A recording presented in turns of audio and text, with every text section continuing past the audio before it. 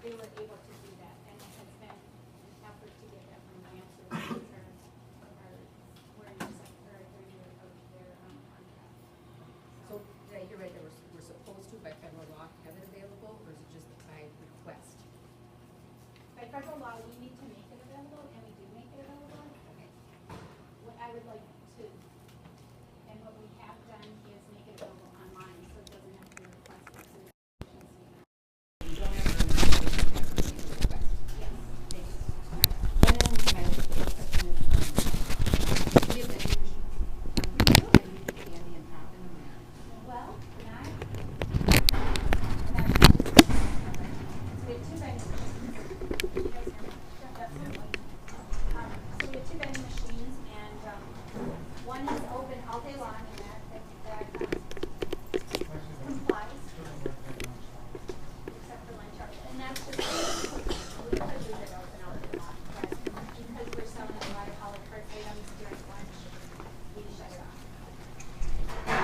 It's not going to the guy who's making 80% of it. We're trying to get it to that. But that one is compliant. It can be open from midnight of the day of school till 30 minutes after the end of school. That is my standard program.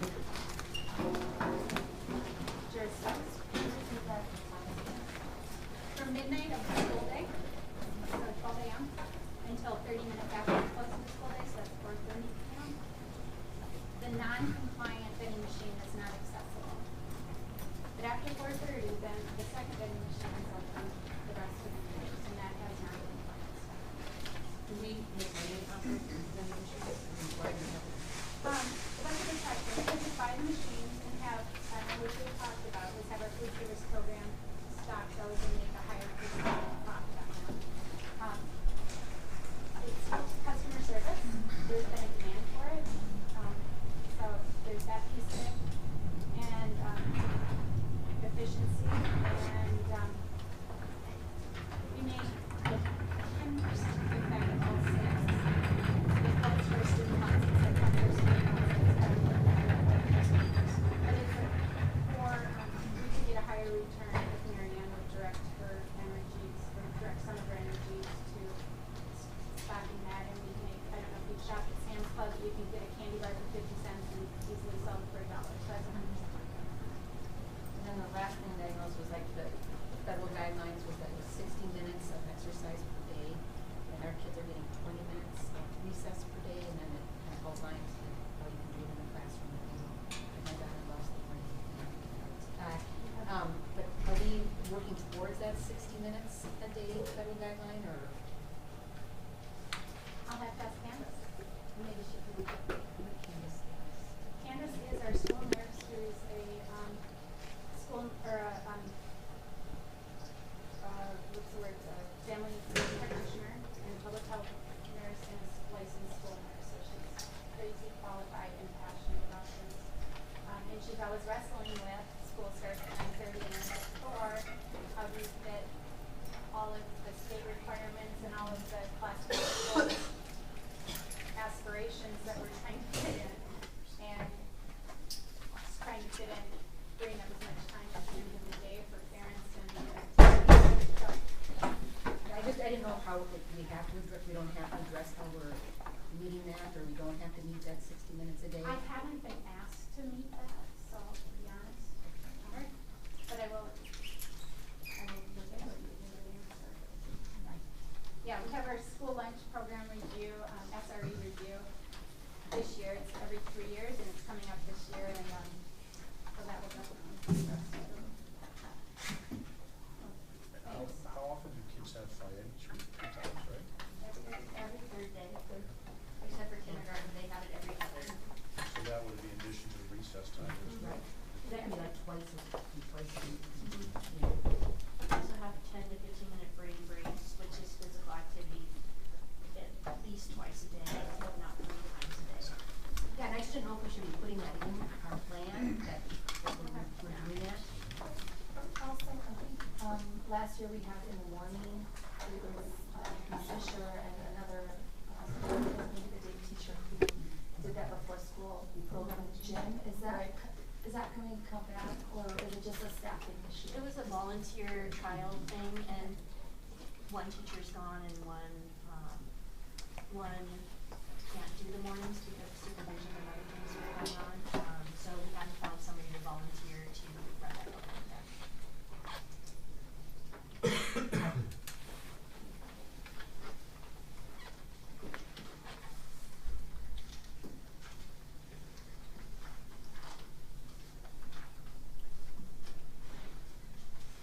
Any other questions or discussion?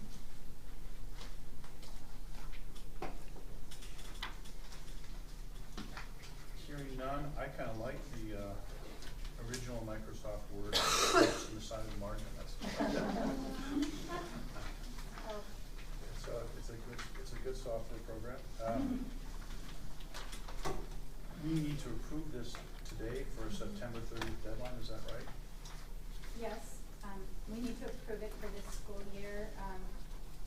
We can approve this and then amend it if necessary after addressing those questions, so. So it can be amended anytime during the Yeah. school year. This isn't our only window to amend it, so. Okay. I think this is moving better and you've asked questions and I'm not the expert. Oh, I love the policy bonus. I think it's great. I heard a rumor from one of our daughter's friends that pizza is no longer an acceptable snack item. Is that really true? Well, if you can take enough flavor out of it, it's. Okay. Tastes a little bit like cardboard. Yeah. It is true then. Okay. Any other questions? Otherwise, I'll ask for a vote. Ask for a motion and a vote. Anyone move for the wellness policy? I'll move that we approve the wellness policy as presented. Second. Further discussion? All in favor? Aye. Just for the record, I will get a response back to you guys on the activity and the concession, or the vending machine. Thanks, Kelly. Yep.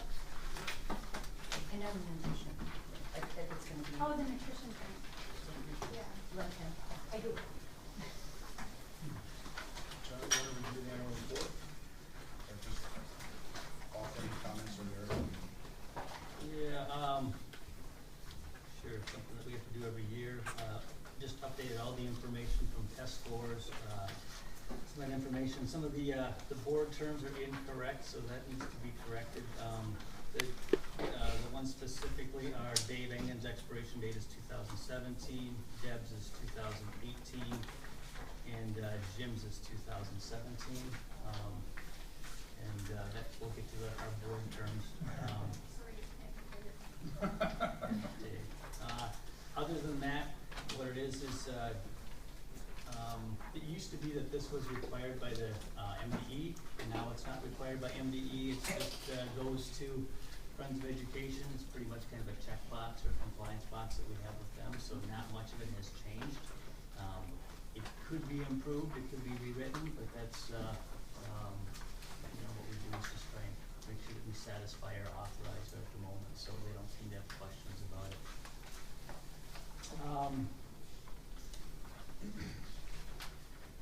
Wait lists are about the same, enrollment's about the same, except we're up this year from last year. You can see attrition rates are pretty consistent, 5%, 6%. We have our test scores in there, which we talked about last evening as well. And I think then the finances have been updated with the most recent information as well.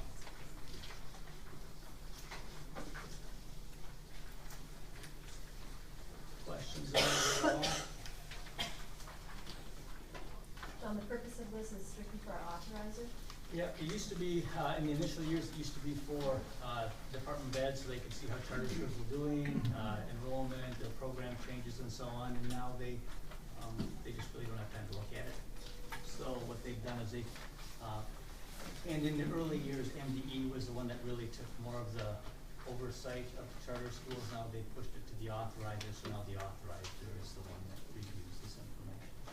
You would also use this, moving forward, like if you were writing a grant and it needs to be attached to development, this is where you would attach it. Yes, absolutely. And then grants grants, they asked for lots more information, but so, when MD came up with guidelines, they said they really only want us to cover, 9 or 10 items, so this is what we did, just to make sure that we did that. When you get to grants, you have to get for more demographic information and some of that, free and reduced lunch, and we have that information available. And I'm just gonna, I mean, I struggled with bringing this up when I read this, but, I need to know more. Is, under the challenges, I just thought, when it said that St. Fred Prep this year went smoothly. And I think there was no, what I struggled with was there's no mention of the parent board members that resigned. Just the struggle that we all went through, Right. through the year. And I just think that why I think it's important to address it is the relationship we have with the school is like any other relationship we have in our life.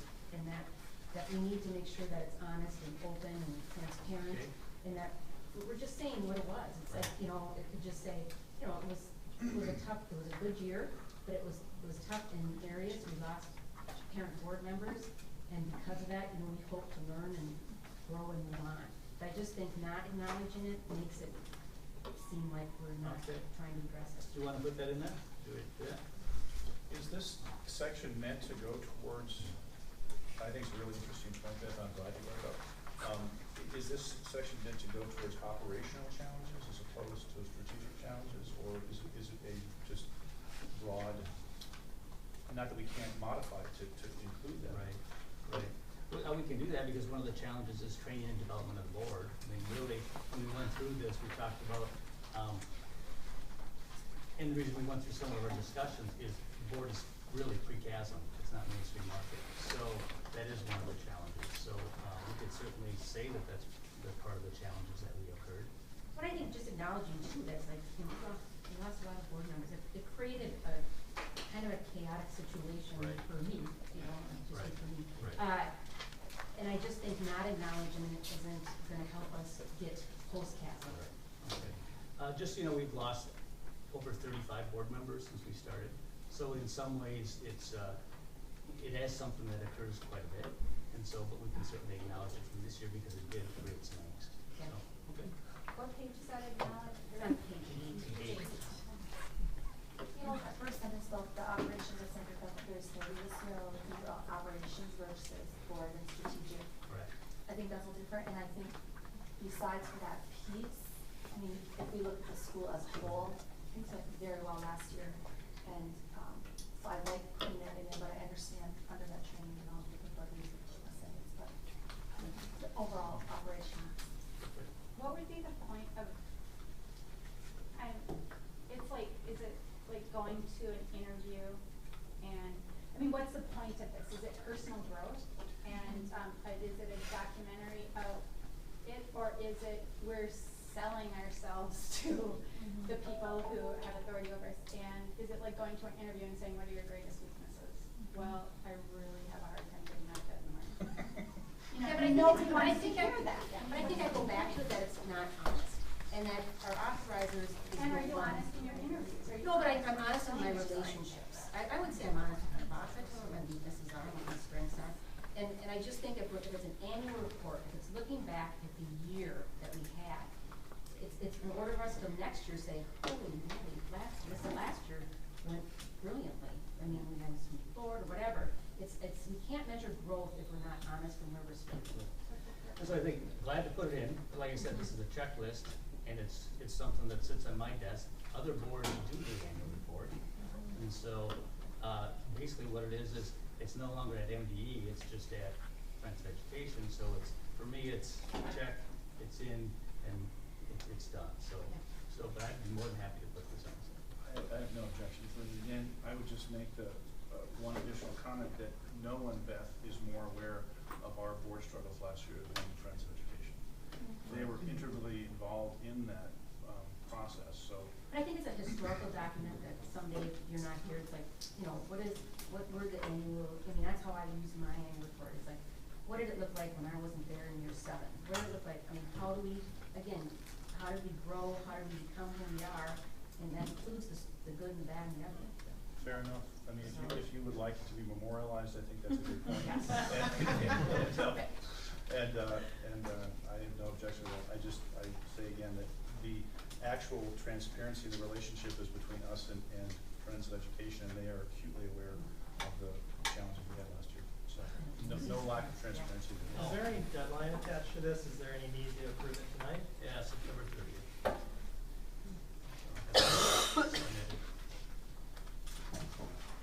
Well, I have a couple questions then. And this might be addressed later in the evening, but on page 4, section 2, end of the 3rd paragraph, it says, "There's no confusion about who is responsible for the board and for what board expectations they are responsible. The board utilizes an executive director, and the board is able to hold this one position exclusively accountable." I think this might come up later this evening, but I'm not sure that I'm not confused about kind of the role of the board chair vis-a-vis the executive director. So I'm hoping that that confusion gets cleared up this evening, but it might be later in the agenda. What's the question? Well, the question is that the board chair is also the chief executive officer of the school and is the president of the school. And so under the bylaws, that position is really an executive role. It's the CEO role under the bylaws. Mm-hmm. And so where it says, one position exclusively accountable, I'm having a hard time reconciling that CEO role that the board chair has with the executive director role and how that all fits into the Carver model. Are you saying board and the executive, are you naming the executive director as Jim Marcoux in this sentence? No, that's John. Okay.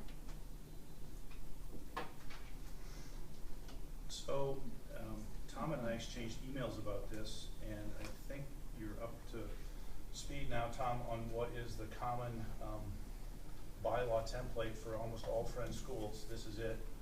It's been in place for 12 years, and the specific section is Article 5, and it actually has interesting language. It calls the officers, and they're board officers, not corporate officers in a traditional sense. They're officers of the board.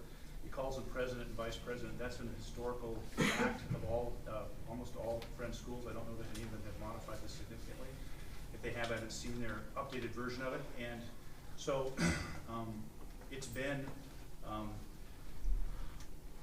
a model that we've all worked with for a long time.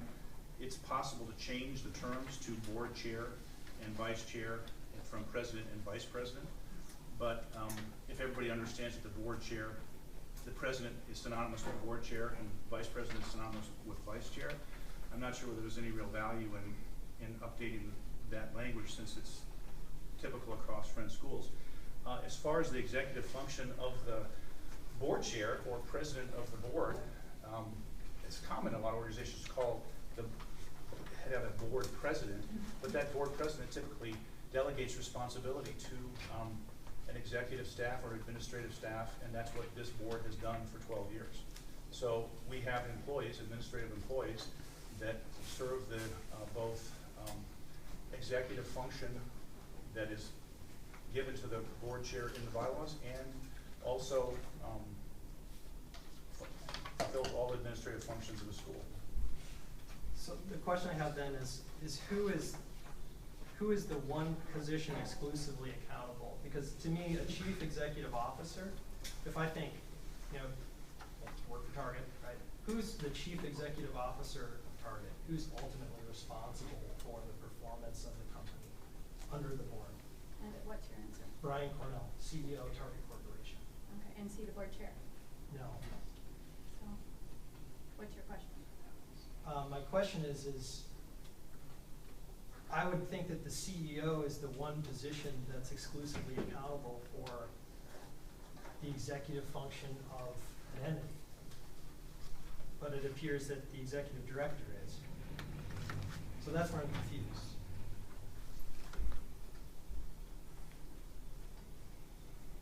And who is the CEO of St. Clair Prep? We're really using like the different glossary. It's, I think you're conflating two different concepts. The board chair or president is not synonymous with the chief executive officer of a public company or a private company. The board chair, as president under these bylaws, is the person who has the responsibility ultimately under the board's direction, which it says specifically in the bylaws, Tom, under the board's direction, the board chair or president has the responsibility ultimately for the organization. But then the board chair, as is common in organizations with similar bylaws, delegates that responsibility to the executive director and the chief financial officer and the administrative team. So I think you're conflating corporate governance in a public or private corporation, usually a for-profit one, and the chief executive role in that context, and the way that these bylaws have been drafted and understood for a decade. So. Yeah. And I also think in our training, when we did the training, I don't necessarily think this part was really clear, because remember we talked about we have to redo the grid where it doesn't show the board of directors, it doesn't show the authorizer, it doesn't show Jim's position and how they all intersect. So I don't know if this is just an area that, because I didn't know that was part of this, that we need further training on that part. Have you been, you have I was just gonna training say- yet, have you? Not that. So I think if you attend the state authorized training and cross-pollinate with other new board members that are stepping into your role, I think that will be helpful. That will be helpful. So, that will be helpful to clarify, and I think we could also have a conversation with other friends too. We can diagram this very readily, and I think that the key is that it should be abundantly clear that the executive director and the chief financial officer report to the board, and all the other administrative team members report to the chief financial officer or the executive director. I mean, that hierarchy has been well understood and established for a long time. It didn't come out in the training, I apologize, but it's a well understood dynamic that I hope tonight can clarify. What is the practical implication of the question? That's what I'm missing. Who's ultimately responsible for the executive function of the school? The executive, the board chair or president, under the direction of the board, is ultimately responsible and has delegated that for the past 10 years, 12 years to the executive director. At one time, way back then, the executive director and the board chair were the same person for several years, and that was historically part of the charter school experience. So that obviously has been changed, but now the board chair or president of the board and the board as a whole is responsible ultimately for the executive function of the school, but they delegate that responsibility, I should say, and they delegate that responsibility to the executive director and the admin team. So I'm just saying what I wrote to you in the email last week. I'm glad everybody's hearing it, because I think it's helpful for us to all to get grounded in that. What did you understand it to be that is different than that? Well, And then this is just informing, Yeah, like. I mean, where I'm challenged is, I've worked with a lot of nonprofits before. And well, the library's not a nonprofit, but a lot of clients that I've worked with over the years have been nonprofits. And so the bylaws define, St. Croix Preparatory Academy is the corporation. That's the defined term that's used. And, the board chair, as Jim has explained, is the CEO and president of the corporation, the nonprofit. I don't think the term CEO is ever used. I think that's It's used in section 3. It's used in section 3 of Article 5. It says president, CEO. And so and this is coming from somebody who was there when the school was on a napkin. And that's the part of the sausage people don't care to know. It's like, we've grown it like this for a reason. But you're now going back to this and saying, this doesn't accurately reflect what it should. So does this need correcting, or what are you troubled by? I think my question's been answered. That the chief executive function of St. Croix Prep is in the board chair. And why is that meaningful to you? Because to me, I've always known that. So there would be an aha there. Because in the annual report, it says that the board utilizes an executive director. The board is able to hold this one position exclusively accountable. So what I understand now is that we're able to do that, but that's due to Jim's having delegated essentially all of the executive function to the executive director. Is that accurate? I think the vast majority of it, yes. I don't think all of it, but I think the vast majority of it, yes. And I think that that model historically has worked extremely well. And the board that ultimately informs me, because I believe in an absolutely horizontal board. I don't think there is an appropriate hierarchy in this situation, but to your question, ultimately, yes, the board chair is responsible. The president of the board is responsible for the executive function, but that is specifically, explicitly, I'm quite certain of this, in the bylaws, in Article 5, Section 3, that I serve at the direction of the board. So the board has ultimate executive authority for the school, and that's a great good thing. But John, as executive director since the founding of the school, has done an extraordinary job as executive director and continues to do an extraordinary job as far as I'm concerned, but that will, be covered in a performance review for John by the board. So the next question I had was around future plans in the annual report, which is in the bottom of page 10. So, I understand that this is kind of a check the box document. It's a filing that we're required to make annually with the Friends of Education. But the future plans for the school, looks like a lot of this is just kind of boilerplate or carry forward from the prior year. And I'm wondering about some of the things that are noted in here about succession planning, comp plans, more intentional strategic planning, and the rest of the things that are in this paragraph under future plans. Because next year when we do the annual report, we know it'll look like this, where it'll essentially say the same text, where these are kind of things we're working on over time, or are there specific things that happened in the last year where we can say, yep, we moved the ball forward on these items? These items have been discussed at board retreats. The board was supposed to have another retreat last year, but wasn't able to schedule it. All of these items have been proposed as strategic items for discussion. So right now they are somewhat of a boilerplate because they haven't moved forward.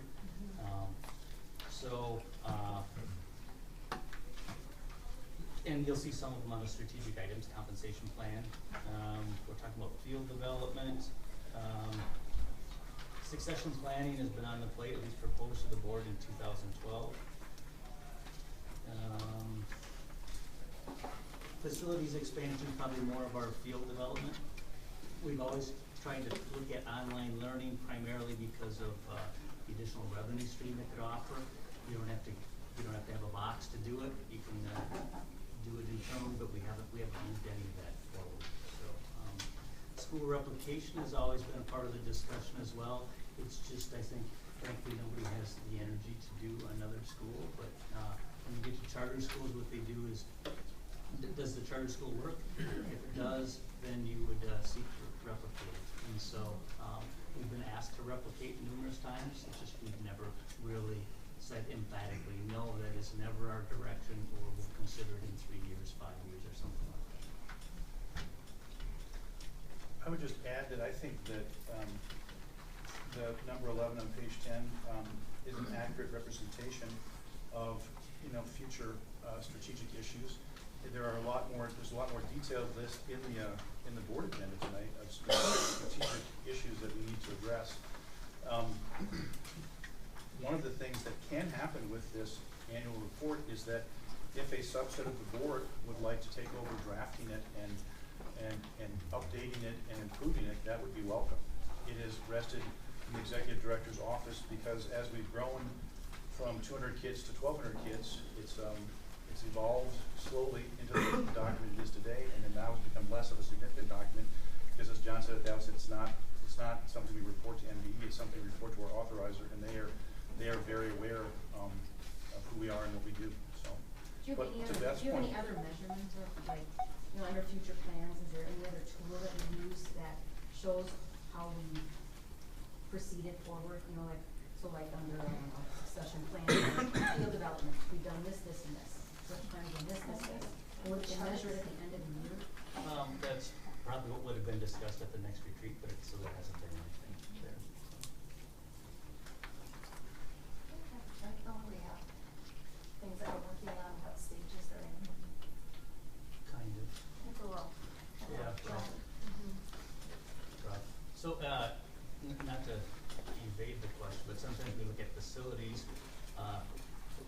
adoption curve, it's pre-chasm, so there's not a sense to document as much. So that's why we have, we might not have all the stages of development. It doesn't mean that we haven't done things, it just means that we do things and we don't take time to go back and document what we did. So that's really what we wanna do with the strategic plans, to set those out so we actually have some metrics. So replication, who's on a team, what's in the discussions, location, determination, yes or no, revisit, yes or no, the same thing with facilities, so. And that is absolutely one of the challenges of the school, is to kind of go back and document where we've been, how we got there, and then look at the plan going forward. However, when you're growing as quickly as we have, as John just said, a lot of that hasn't happened yet. It happened, it's just still happening with the high school, right? All right, any other comments? I have one on the development plan, that's, one of the attachments, or exhibits. You know, a few minutes ago, you mentioned that there's a review process for John. How is this a part of that, or is this separate from that, or what role does this development plan play in that, if any? Or is it truly just kind of a check the box here and there's a whole other process outside of it? Historically, what's happened, Tom, is that the board president or chair and the vice president and vice chair have held a, series of meetings throughout the course of the year with the executive director to do performance review. In the past, we've pulled in a third board member, and that's always an option. And then we actually present a written report to the board. Is there a time of year that's done, or? Typically, it's been done in November and April, but it's varied based on, like last year. I believe it happened in November, but I don't believe it happened. Well, actually, I don't know whether It happened in March. So do we see that as a board, the final evaluation? The final evaluation comes to the board. Yep. It's an NCPA review. Yeah, so all of this, so all these items here are on a review. They get sent to all the people on my team, they get to fill it out, they get to make comments, it's coordinated by the HR manager, and it's delivered to the, I do a self-assessment as well, and it's delivered to the committee that does it, so the chair, the vice chair, and then we have the conversation and the review. Yeah, because Yeah, I get lost. I think I'd left the board. And you're That's why- supposed to do it on a school year or fiscal year, calendar year? Well, ideally, we do it twice a year, but it's probably been more an annual function. It's been approved by the board at least once a year.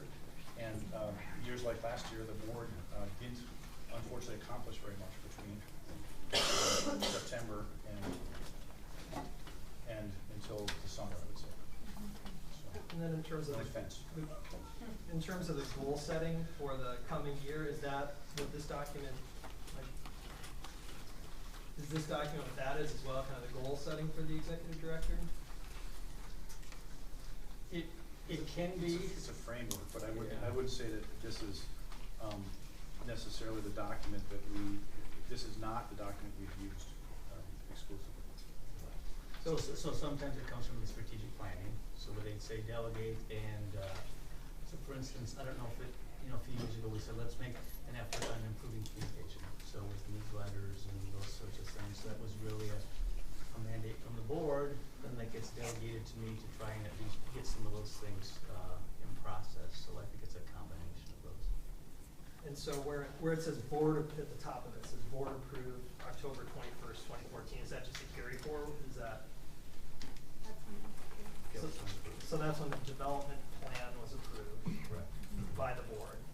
And then at the end of it, it has an implementation section, that's new content then, and that's what we're approving this evening, So or? that was from, so this is, so that's from last year, so that's the stuff that was done, and so this is part of the, this is a 6:30 report that gets submitted, so it's as of June 30th, end of fiscal year.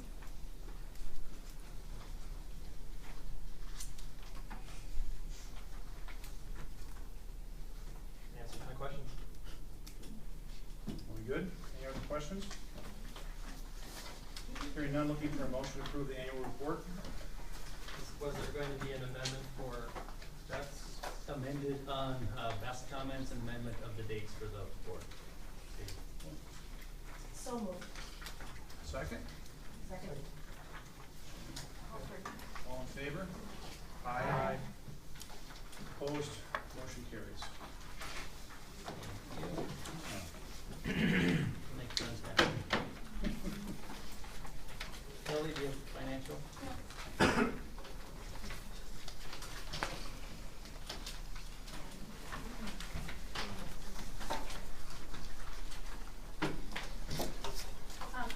Primary, well, there's two things I'm looking for approval for. One is the annual designations, and those are itemized on your finance report.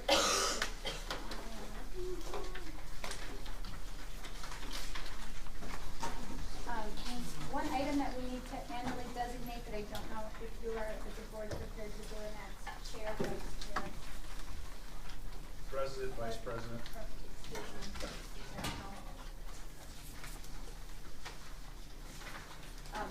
But other than that, excuse me. Keep us in. We have that, they don't have it committed to memory. Do you have the designation? It's Oh, here they are. other I got it. agenda items. I got it. Sorry. What I'm looking for board approval for is, these five items. Designation of depository, it's just a requirement statutorily that we need to, designate this depository annually. And so to start with number 2, I'll let Jim speak to number 1. Lisa's not here. No, Jim. It's dangerous not to show up. Right, designation of depositories. First State Bank and Trust has been our depository since the first day of the school existence, since our first deposit.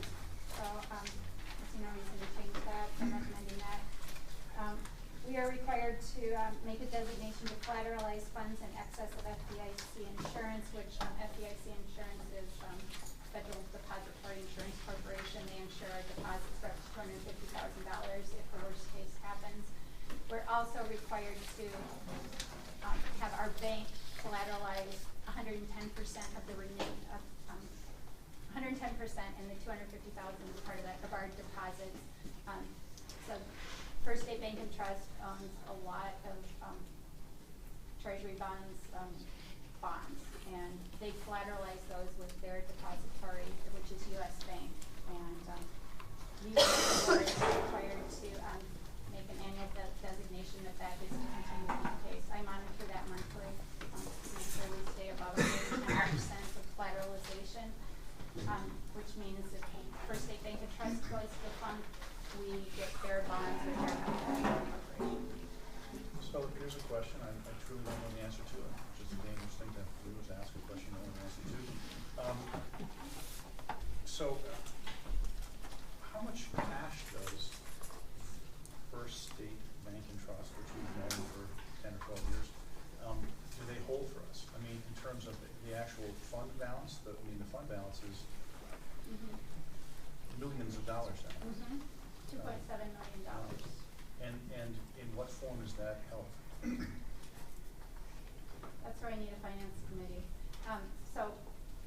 Our cash flow, and this would be something that would be, I think, informative to present to you, is our 12-month cash flow. I haven't done that in a number of years because I've taken care of it. We have not tapped into our line of credit in over 36 months. But the time value of money on short-term investments is virtually zero. Yep. I mean, so I have consulted with investment experts, but that's just me consulting while I'm doing the food service program and doing the health room and doing, so I would welcome more expert advice. And we are getting to a critical mass, like 0.01% of $2.7 million is Money. probably more than flip and save. So like that is, yes, I need to tend to that. It's not a question I expected you to have the answer to, but I just think it's an important strategic question that we think about as a board for future meetings in the next year, to think about where and how that money is invested at a little bit better than zero. So thank you, and what a great problem to have. Can I just say one thing in my defense? Is You that don't have to defend yourself. It's okay. I do ask that at least twice a year with an investment person and with the bank. And because our cash flow is so dramatic with the charter school, that it's and our so to tie it up in any meaningful way for long term, which is where you begin to see recognize the yields when we are at the whim, and I'm sure there's a better word for it, but at the whim of a legislature that may at one day withhold 40%. I'm not comfortable tying dollars up for 5 years, Yeah, because every 2 years I have to be up to 40% withholding, and we are at a 23% fund balance. So, but I welcome accountability, and it needs to be investigated. Yeah, and it wasn't in any way meant to be a criticism or anything you need to defend. I just think it's an important question to keep looking at. I think I've asked the question probably, when we hit $1 million, I think I asked the question for the first time, and now it's so. But yeah, the holdback. Anybody that hasn't heard it, we talked about it last month, maybe the month before too. I mean, 40% holdback from the state is catastrophic for some schools, for us because of the fund balance, because of the line of credit, because of the great fiscal stewardship by Kelly and others. It hasn't been an issue for us, so thank you. And the great enrollment that everybody has been a part of maintaining. All the families, yep. So that is the second annual designation, and I just bothered to throw that for the 4 new board members, but that's something to do anyway. And then the delegation, you might recall Judith Darling, who presented the training last month. She is specifically designated, and she's a partner with Phelps, Darling and Associates, and her team is designated to make electronic funds transfers. They do our payroll, and that is basically the only thing they pay in TRA and PRA, payroll related items. Otherwise, I maintain control of that piece. But they do have designation for that, so annually that has to be designated.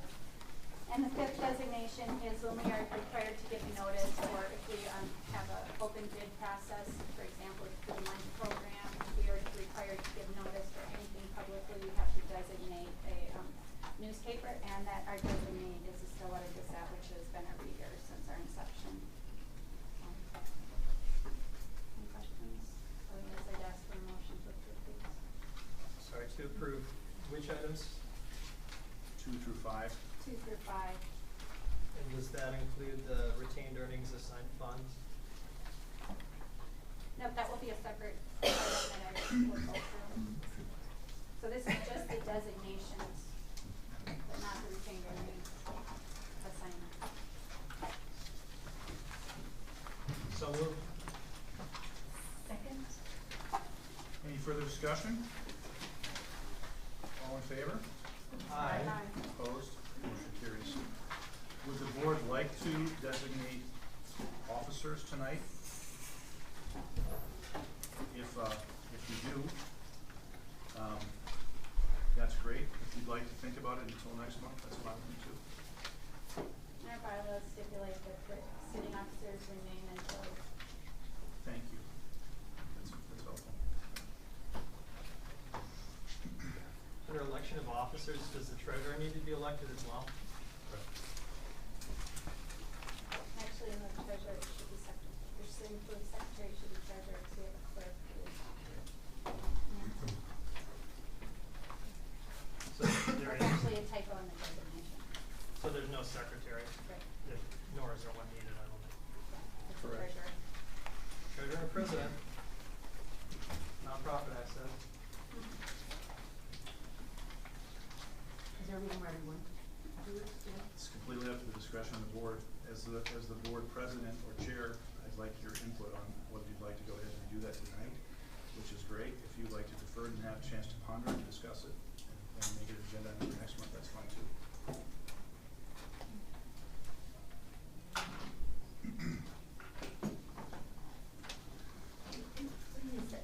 The community member, Jim, isn't here, the vice chair. Jason. Is he coming? I mean, he wasn't here last month, he wasn't here this month, so, Welcome back. Are you back? Can you elect or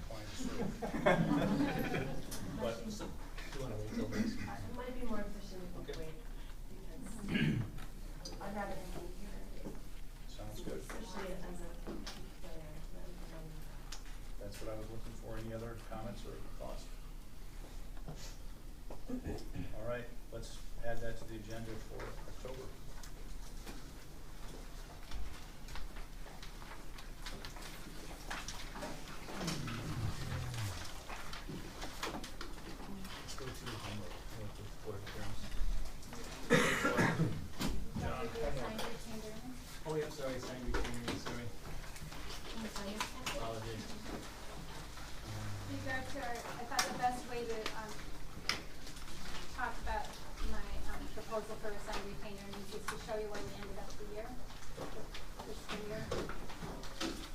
And what assigned retained earnings is about. So I'm looking at the statement of revenues and expenditures as of June 30th, 2015. It's a 5-page document. Okay. And then that will feed into the proposed FY15 retained earnings assigned funds. I just want to clarify, I talked to Kelly today. This is all new to me. And she did, I just want to offer to the new board members, as well as she did offer that she would sit down with us and go over the fiscal plan, because I had some questions about the statement and what each meant. And so she has graciously offered to do that. If anybody wants to, I'll send out an email. If anybody wants to join me, you're welcome to join me on that. But it's my understanding, I'll probably correct me if I'm wrong, but this assignment is Heart of the Arts. The money raised for the Heart of the Arts goes into a fund that money can only be spent then for Heart of the Arts allocated expenses. It doesn't go into the general fund. So all of these Booster Club money goes $1,800 to be spent this year, not into the general fund, correct? Okay. Absolutely. And so let me start with where we ended up here on the statement of revenues and expenditures, because I have good news. Here are the, no, let's start at the top. So general funds, we have 3 funds. We have the general fund, we have the food service fund, Fund 2, general fund is Fund 1, food service fund is Fund 2, and community services Fund 4. To be honest, I don't know what Fund 3 is, we've never used it. Because Corey's been in public education longer than anybody I know. I just wanted to. And Corey doesn't even know what Fund 3 is, so, okay. So let me start with revenues and general Fund 1. You'll see the first section there. So what I've done, and I did not write extensive footnotes. So what I've done is just to help me point you to what I'm talking about. I've made footnotes to the right, and that's what I'll be talking about. Okay? And I'll address variances from our revised budget, we call it, we revised our annual budget in the spring, to our unaudited numbers, and that's where we're at today. Our audit's going on as we speak. We should have an audit by December. But these are our unaudited numbers, which have never changed in 12 years, so, but to be honest, to be accurate, they're unaudited. Audited numbers have never changed. Okay, so I'm going to just address, and please interrupt if I'm passed by something you have a question about, fluctuations from our revised budget to our unaudited unaudited actuals. I'll address variances at more than $10,000 briefly, and those numbers are denoted, or those items are denoted with a footnote, okay? So right off the bat, we have general education aid that we projected to be $15,000 higher than what we have reported right now. On our unaudited numbers, I'm just going to call those actuals going forward here, because unaudited is awkward to say. We're $15,000 under our projected, and our projected was based on an enrollment of 1,131. We actually had 1,131, but our actual is based on what we have reported to the state with our MARS data. Our MARS data is not finalized until November, and it has some of the fluctuations that are happening right now are PSEO and just various enrollment dates. So the reality of that is that right now at the state, we are required to have $7.4 million. We still believe we're going to get to that amount, but we're not booking it because we haven't received it. But if you go down to the next number 1, that is miscellaneous state aid adjustments. That's the prior years. So in similar, we expect that same number to come back in FY16. Does that make sense? So basically, we are right spot on with our gen ed revenue, and that is the great majority of our income. We projected $10.394 million, and we've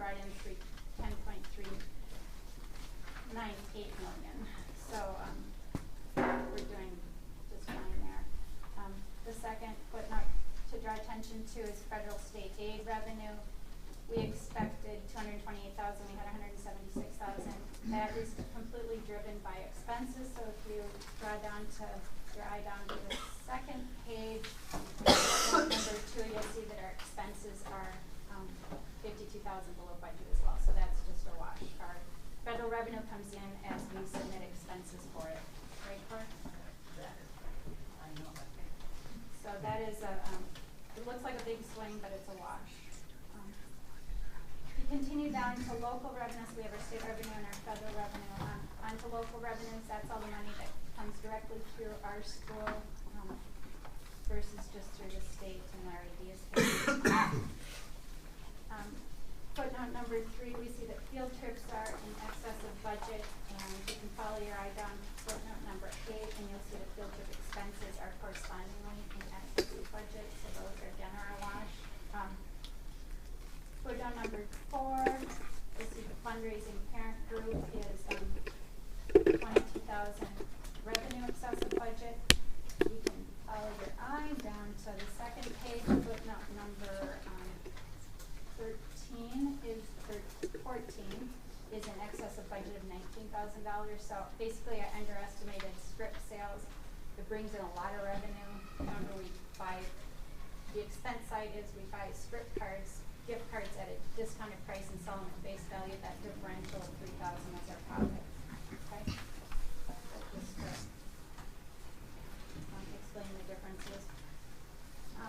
All of those local revenues sum up to an excess of in budget of 52,000. Net revenues are only 4,000 in excess of budget. So $11.7 million in revenue. Any questions on the revenue side? On Fund 1 or General Fund? On the expenditure side, you'll see some nice parentheses. This is the good news.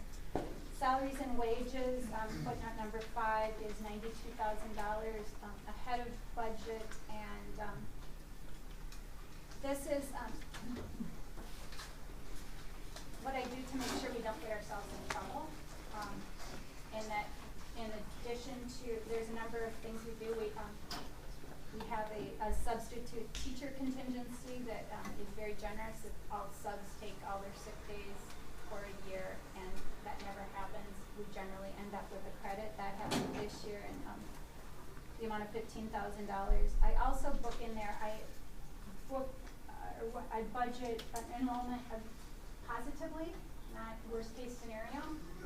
And if it becomes worst case scenario, I feel like we need to have a cushion on the expense side. And this is just, again, for the 4 people that haven't been part of the discussion before. And part of that is an enrollment contingency in the payroll line. You'll see it in FY17 as well. Our enrollment held as strong as ever this year, and so we are able to realize that enrollment contingency savings on the payroll. And it's in the payroll, basically. That's where I tucked it. Does that make sense? Okay, so that's a $30,000 savings. And also we were able to allocate accurately the amount of administrative expenses that went into operating Fund 4, which is our community education. We were able to back up 25,000 of our administrative expenses, and that's Nancy, myself, and Beth, Joanne, Lovett. And what we spent in Discovery Harbor, Summer Safari, we spend a lot of time making that happen. We've never had that program in a position to allocate expenses. We were able to allocate $25,000 to that. So that we realized the $25,000 savings in salaries from projected. And then miscellaneous, our summer help last year was under budget $5,000, and I overestimated because our teachers have so many babies. Our long-term disability, I overestimated that, so we have a $10,000 savings there. All of that adds up to $2,000 in payroll savings. Okay. And because it's appropriate, I can talk about benefits when you're talking about salaries. 2 lines down from that is the benefit savings. That's $110,000. I overly estimate. I'm aggressive because we have to create our budget before actually enrolling, and I overestimated who would enroll at what rate they would enroll.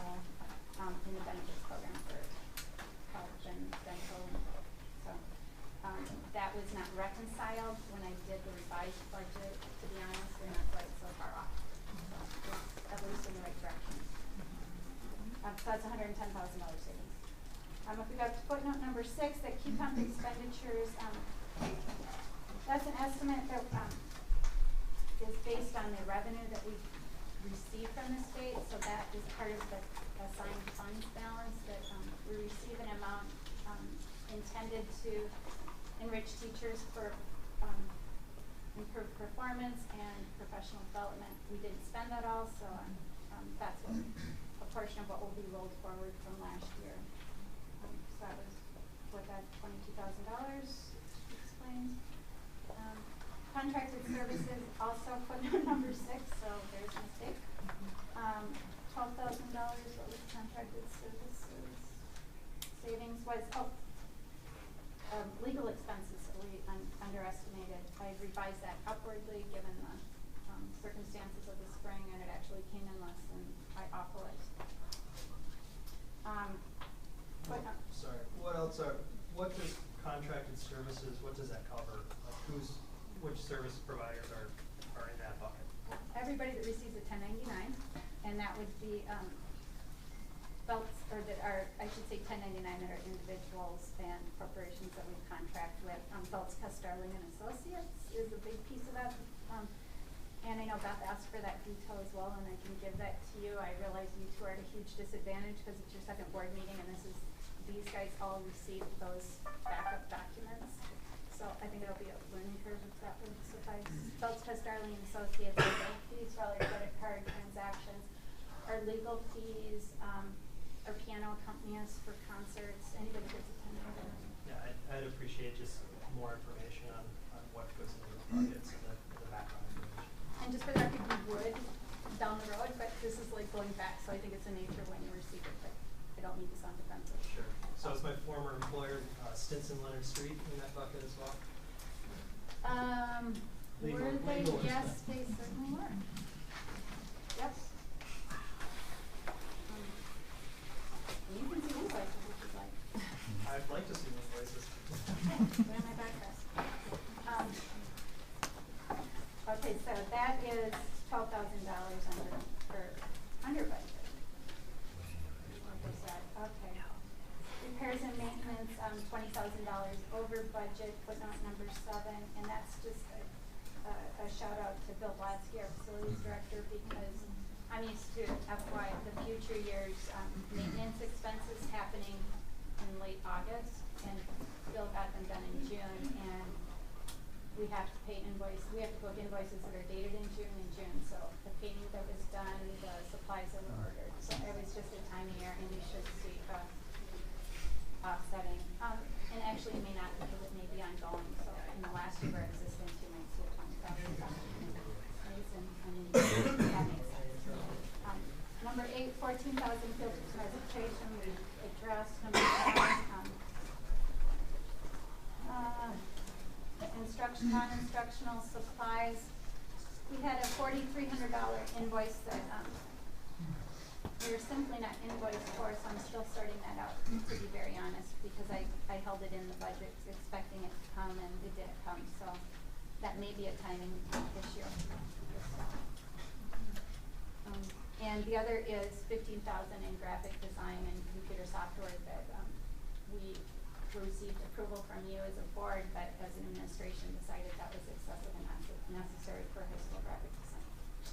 So shout out to Andrew, $15,000, so it's $20,000 savings on those non-instructional software. Aligning with veto. Number 10, the it's textbooks and workbooks. That was largely a function of credit received before the expenses were, so that's a bit of a timing error because we returned all of our lower school science curriculum, and we're not invoiced for it until July for the replacement. So,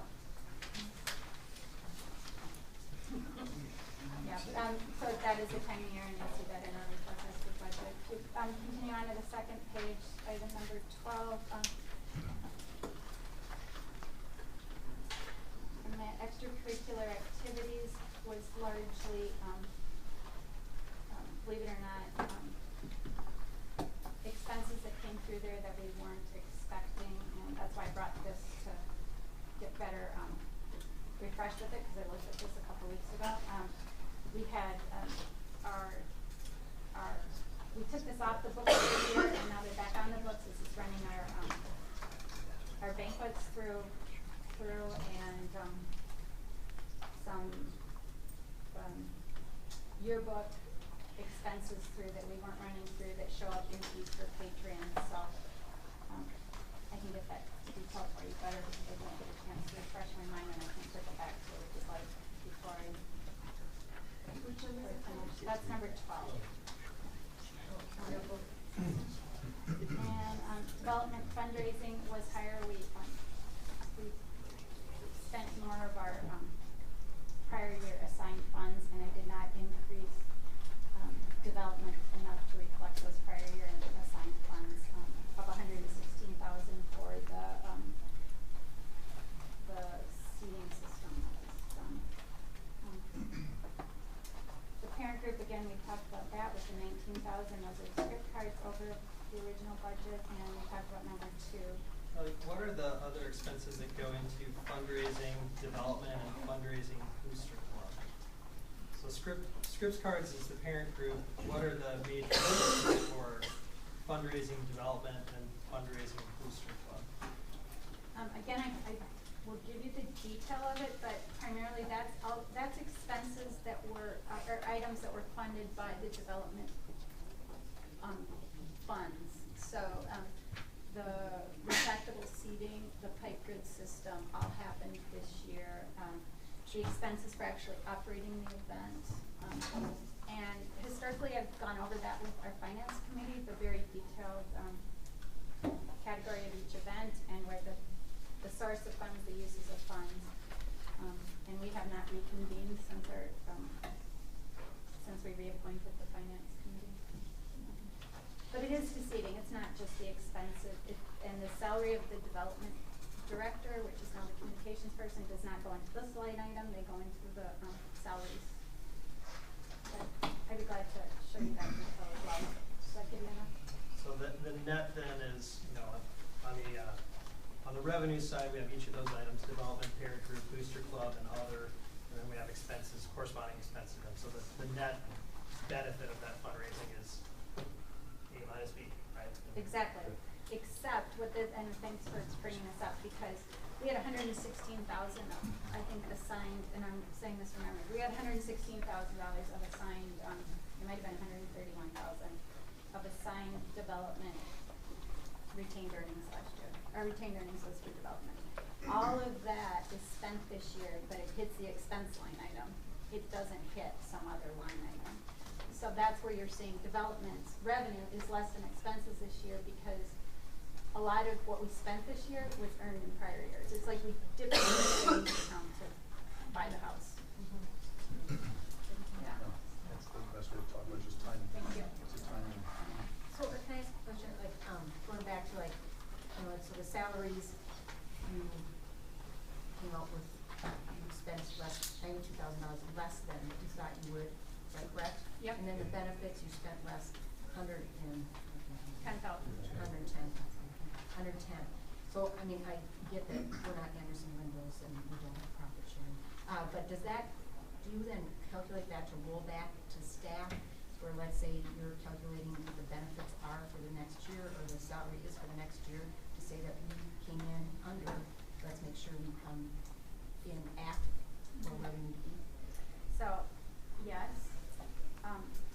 What we did last year is we were in a similar situation last year, and we designated, I believe it was $100,000 to be paid out this year in bonuses, or not bonuses.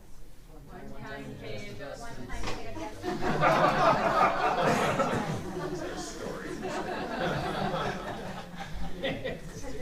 Public school, we're not allowed, public schools, we're not allowed to do bonuses. And so it was one-time pay. So that $100,000 that we saved last year was then paid out this year to teachers in 2 different, right after the school year started, we paid in the fall, and then in the spring again, we paid that $100,000 out. You've already paid this $100,000 out. Not that Is this a new $100,000, $100,000? that's from this year. So then can we consider that again, or how do we do that? Well, it's in the retained earnings, which I'm proposing, is the Okay. assigned payroll, the stipends, finish with conversation, Beth, about how the administration recommends we expend that and how the board determines we expend it. Okay. So it's part of the revised budget approval process. Great, thank you. So exactly, I feel strongly that, honestly, I budget conservatively, but this is a bit self-serving to even tell you this, but I desire, and I know Jim desires since the beginning of time, to pay our teachers as much as we absolutely can. But if you pay your teachers as much as they want, you're going to run the school into the ground. So, I'm just worried about, my question was, you know, when you're budgeting, it's like, all right, we have this leftover money. It's like leftover money that was allocated to this, I just don't want it to go to this. I want it to go to that. yeah. So over how many years have we done this? The one time? Yeah. I mean, so what we do Literally is, every year. almost every year, we do the one-time pay adjustments to the faculty to do that, so. And so, that's what the process for starting tonight is, it's an ongoing process, and so at the end of the fiscal year, we'll have to make a decision about how to expend those resources. And historically, what we've done is made one-time pay adjustments to the faculty. And what I've always said is, if we paid the faculty what they deserve, then the school would be running to the ground. But that's, I mean, we'd love to pay them more, but we try and roll back everything into the faculty pay that is approved. So the good news is, does that answer? Thank you. So the good news is for general fund expenditures, we're $210,000 under budget, which leads us to a gen ed net income of $214,000 above budget of $556,000. Moving on to food service, more good news. It's like the 10 o'clock news. Except in reverse. Okay, so Fund 2 is food service. All of food service has to stay in food service. You can't transfer it out to make a profit. So what we have from projected revenue to projected, from the revised budget to actual is only a $6,000 swing. The item worthy of note is the footnote number 15, $10,000. That was a commodities check. And I don't want to give more information, but just commodities are a government subsidy that is given, that we register for, we're eligible for based on our volume of food lunch program. And our vended meals program buys it. We never know if they're actually going to get it or not. They're eligible for it, but the meat might not come or the canned corn might not come, so you never know it until you get it. And I don't find out that number until June 25th. So I didn't know if I was going to get it. I did not project it. $10,000 we got, so that's the good news. We over-projected revenue a bit, so that netted to $6,200 more income than expected on food service. On the expenditure side, the item worth note is the supplies and materials of $10,000 below budget. What we do with supplies and materials, a huge piece of that is our vended meal contract, which is pretty straightforward. We know how many meals we sold, we know how many meals we bought. But we are buying a la carte throughout the year, and so I just use an estimate, a conservative estimate of 75% expense to whatever we've already sold. And Mary Ann's procured it at less than that, which has accumulated to a $10,000 less than what I projected, if that makes sense. So next year I'll probably increase that or decrease that percentage. So it's $15,000 savings. So that could commodities that come in the form of cash or does? Well, it comes in the form of food if you were cooking in our kitchen, but because our vended meals provider is off-site, we are eligible for it. So we basically buy it on the website and ask them to ship it to our vended meals provider. Our vended meals provider, under our contract, pays us the market value for whatever they receive. So that's the, you know what I'm saying? Kelly, can we say that we're basically breaking even? More than breaking even. We're doing really well. Thank goodness for Uncrustables. We make a fortune on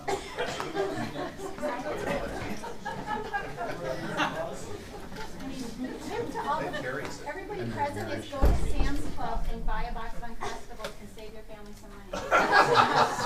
We made $8,000 on our customers. I keep telling them, that's not food. It has a shelf life of 2,000 years. Well, really, that's good news. Nothing schools can say that. But now, how does that reckon with her wellness?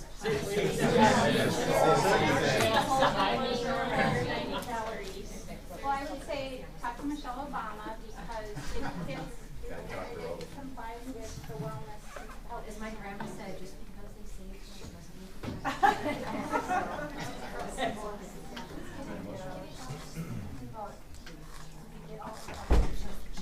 Yes, talked about last time. Yes. So, as I said, Fund 2 is required. All the money earned in Fund 2 has to stay in Fund 2. So either you reduce the cost, you buy more equipment, you pay the people more, you improve the service. So it is a self-contained. You cannot transfer it out. So let me just finish this and I'll circle back to what you asked, Nicole. Is $15,900 under budget for expenses. So our food service net income is $22,000 more than expected at $60,000. We had $46,000 in that fund, I think, of savings accounts. We had $107,000. With that, we bought a $50,000 walk-in freezer and cooler, like from I worked at the Dairy Queen when I was little, so. I did too. Could never get the cone quite right.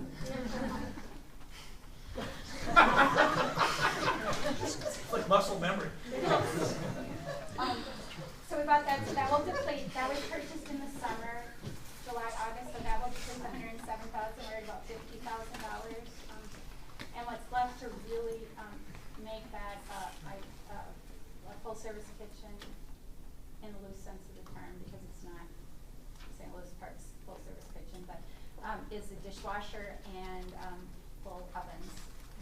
And that would improve the delivery up to the kids. So, when we get to that point, then we look at do we reduce the price point. But right now, it's operating really well. One question, Kelly. So does that money have to be used in that year, or can it carry over and build up? It could absolutely carry over. Right. Now, the expense is going to hit in the year that it's expended, and that's just public fund accounting. So that's $107,000 that's sitting in that account. So that's Fund 2, and then Fund 4 is our community service fund, which you'll recall is much more simplified for this upcoming year because we've contracted with the YMCA, but it's the extended care and the summer safari. It's the driver's ed fund, or driver's ed program runs through this. Our summer athletic camps run through this. So where we're at with this is, again, and I have really nothing, I guess, over $10,000 on what the board has already approved, but we're projecting to end the year at $11,400 profit. And again, that's with channeling $25,000 to administrative salary expenses, which is completely accurate.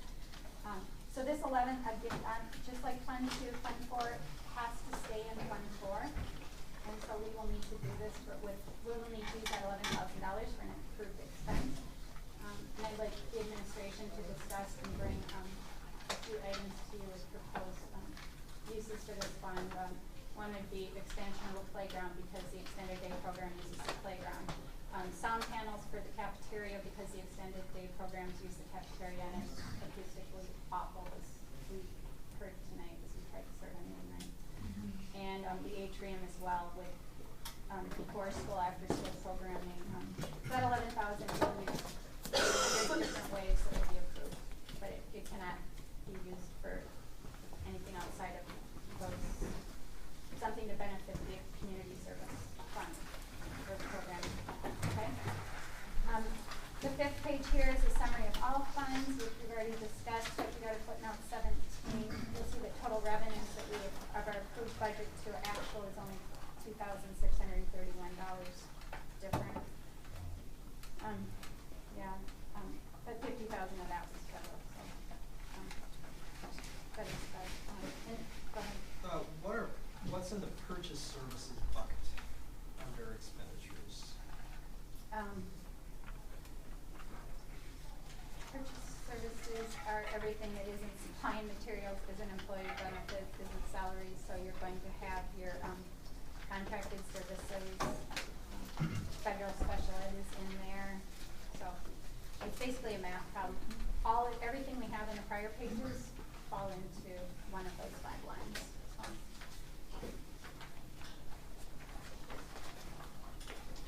Our expenditures, as we've discussed in detail on the 3 funds, sums up to $230,000 below budget. And so that's line 18 you'll see, and line 19, you'll see we have we're adding $628,000 to our fund balance, so basically to our savings account. We started the year with $2.088 million. We're going to end the year with $2.7 million. A couple ratios that we watch for is our fund balance percentage, and that's the percentage of our expenditures. Our fund balance to our annual expenditures, we've been working to grow that, and 25% is a target that we're easily attaining. And our debt service coverage, we're required by our bond to maintain a 1.0. Right now, without assigning any of our retained earnings, or our unassigned retained earnings, is 1.3 coverage, so it's a very generous coverage. Very solid. And what all that brings me to, what I'm asking you to vote on, basically this is information because it's done. There's nothing to prove, it's what it is we have our assigned retained earnings page.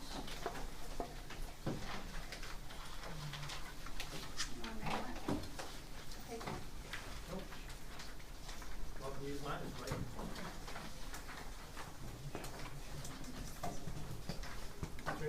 Oh, here it is, thanks.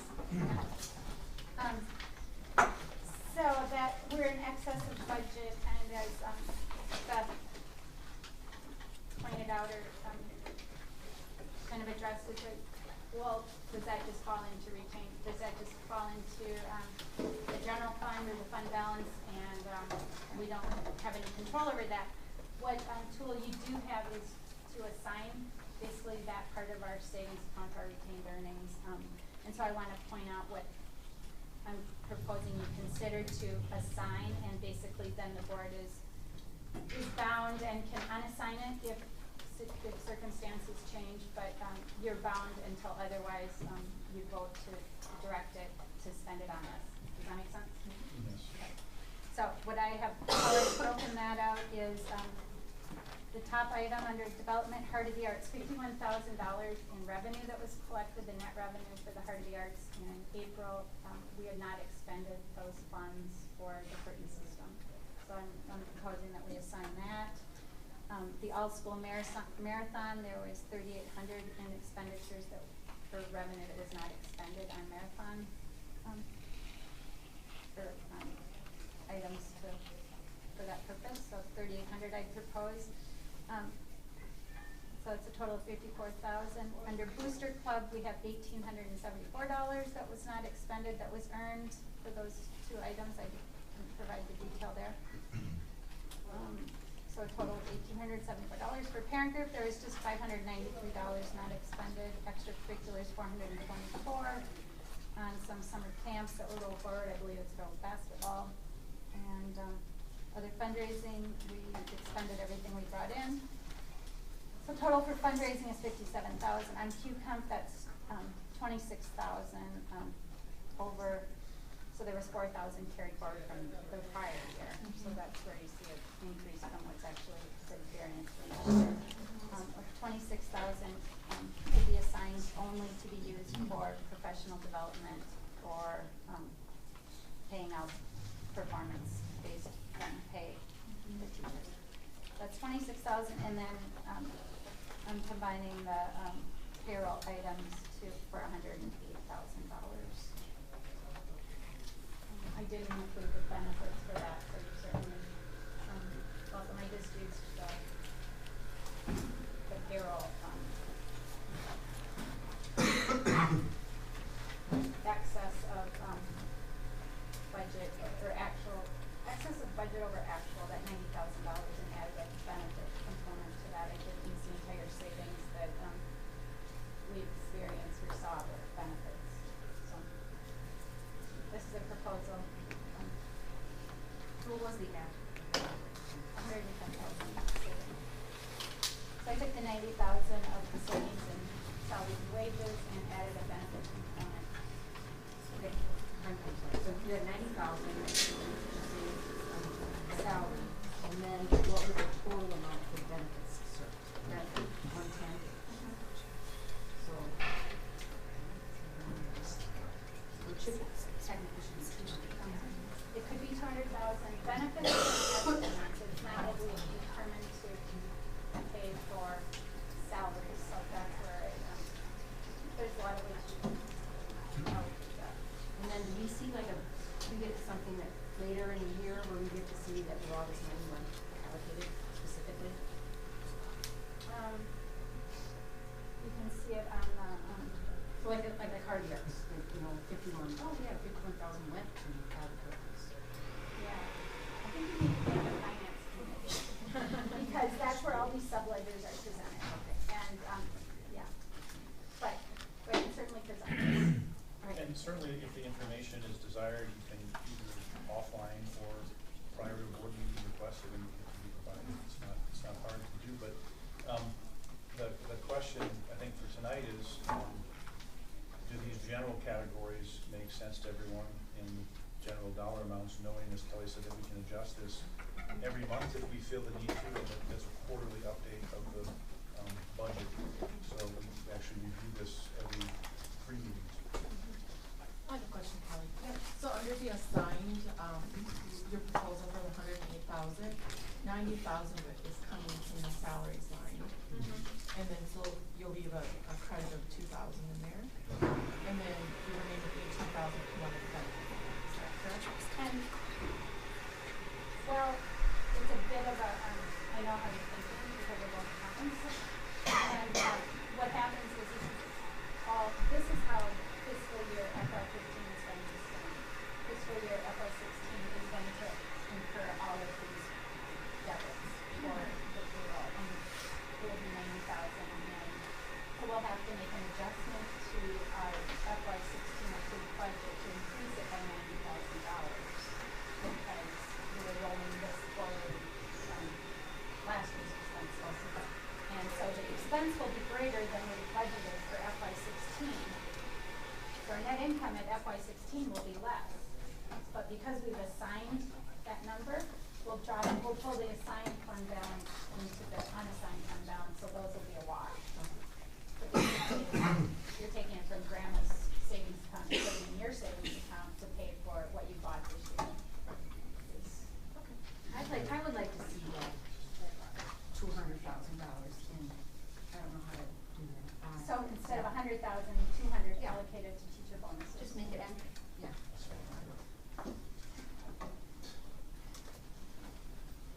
So that's what maybe you wanna approve these by line item or in total?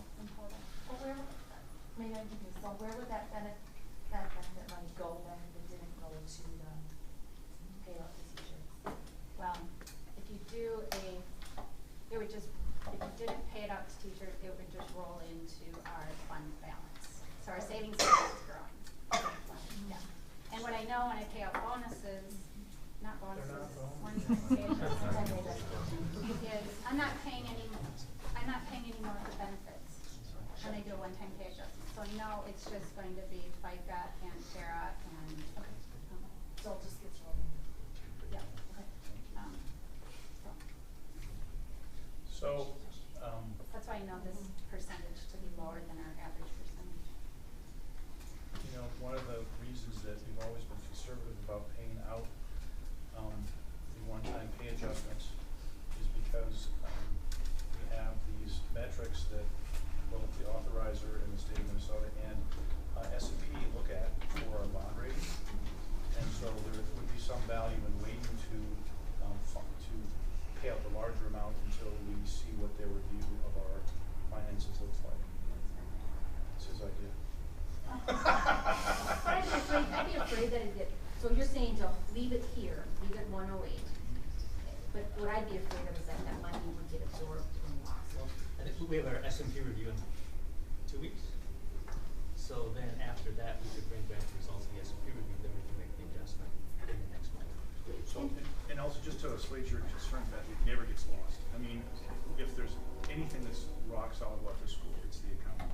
And so Kelly and the team that's been with us that you met last month has been just unbelievably good about managing the finances and making sure that every dollar is accounted for. So if you want to track that going forward and make the motion next month or the month after, or at the you know, quarterly budget review, we can keep doing that on an ongoing basis.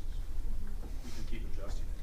But we can do it tonight if people want to, and then, you know, it impacts the review by SCP, and it impacts other factors that we might want to think about going forward, which is building the fund balance. I mean, one of the things the school has done so well is we've been fiscally conservative, so we have a healthy fund balance that is at or above the state recommended threshold. So we're at 23% right now. Our projected to be at 23%, and the goal is to get to 25%. The only way you get to 25% is by each year adding a little bit to that balance. Is this 108,000 figure, is that consistent with the last few years? It was, we did 100 last year.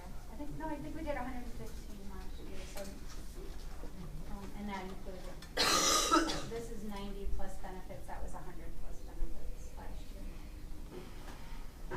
So, and again, I just took the salary savings and rolled that and saying that should go back to the teachers, in that enrollment stayed strong, the sub-teachers for sick days wasn't paid out, so it belongs, I'm editorializing now, I believe that 90,000 belongs with the teachers. The 110,000 savings on benefits,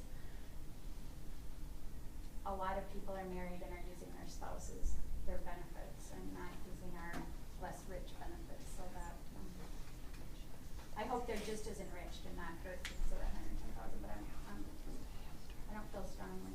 And to be full disclosure, is the assigned retained earnings is the auditors and the S&P review will look at our retained earnings as a whole and not make our assigned part binding, because it can be unbound at any time in the interest of the school. So it's more to, for accountability, that you guys know that we're spending our reserve funds. Before we ever pay it out, if you guys assigned it and it was going to say enrollment dipped and our net income was, or revenue was projected to be below projection, I'd say you might want to, I would advise you to not spend that assigned dollars because we can't afford it. So it's not binding. So it doesn't To put it hurt to another way, put it in. it's not cast in stone. If we do it as recommended by our chief financial officer, we do it 200, it's not cast in stone. But there is a perception and an analytical impact potentially from S&P's review. You know, So, and I'm just doing argument, but to me, and I might be wrong here, but it seems like the benefits part, 108, it's like how we have money in our house. It's like that money was allocated to benefits. So it should go back to, you know, the person who pays the benefits, if they were paying $150 a month for their benefits, then we should fix that. You know, we should look at that because we were off there. You know, I just think to not address that is kind of not being honest with the numbers, you know, and to absorb it back in. well, Yeah, I it's think we being should be honest, careful about and the I can say honesty. something, Yeah, well, that's a hard word. Yeah. That's okay. So what I would say is there's a lot of factors to consider. There's a lot of analogies too, but the one I often use with the school is a family analogy and a parent analogy. And one piece that we haven't fully vetted out, liquidity is a huge component of assessing our rating from a bond standpoint. And the bigger the fund balance, the more attractive we are to investors. And if we have more liquidity, and which, to be honest, we haven't fully vetted out where we need to get to, because we haven't explored that next bond issuance or that next rating moving up, and then possibly if our rating moves up to an investment grade rating, we can refinance and generate more revenue. And so much of our rating is surprisingly, I'm surprised, so much of our rating is weighted on our liquidity. And so it might be being penny wise and pound foolish until we know more as to what markers we need to get to. And that would be we have some very capable people that have just signed on for our finance committee to spend some time. I'm excited that we have our development, not our development, but our communications and event person on board, and we're in a better position. I would just like to understand the numbers we need to get to that maybe would get us to an investment grade rating and also get us to a, where we are able to refinance and be more attractive to investors before I spend that money out to teachers, which they would be happy to get that $800 check, but maybe in the long view, this is the wiser way to go. And just to amplify that, the whole point of the potential of working towards a potential investment grade rating is to improve the cash flow of the school so we can improve pay and benefits for the teachers and provide the ultimate benefit to the kids and the families. So I mean, it's not, it's a strategic perspective, and I echo what Kelly's saying. I encourage us to think strategically as a board about the decision and rather than making an isolated decision tonight. And that's gonna happen, you said next month, that S&P thing? 22nd, I think. That happens every year. It's exploring and meeting, and it's a very time-consuming and exhaustive process of understanding the refinance scenarios. Kelly, what are you looking for tonight? Are you looking for a number? I'm looking for a number to assign for our audit that's going on right now, and this will, this isn't something we can come back to because we will assign this and it will be cast in our audit report. I'm looking for a number tonight and a motion to move that we, Yeah, I'm comfortable with 192,000 with the thought if we have a dip in revenue, then before we pay out a teacher bonus, because that is the one piece that isn't already committed. We already raised money for it. Or one-time items. you're saying. That's about the only negotiable thing, is the 108,000, so. You're comfortable with the 192 or the 108? I'm comfortable with the 192, which is the sum of the 108, the 26, and the 57. But not the 18? Where's 18?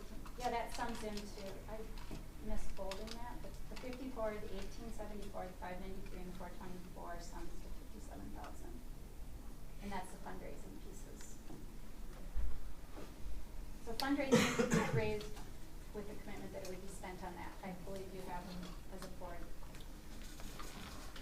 Once money is given to a public school, people can't require that it's spent on that, but I think it would be terribly misleading for people who gave you the money to not spend it on that. So it's not binding, but I would say that's not negotiable. The QCOM,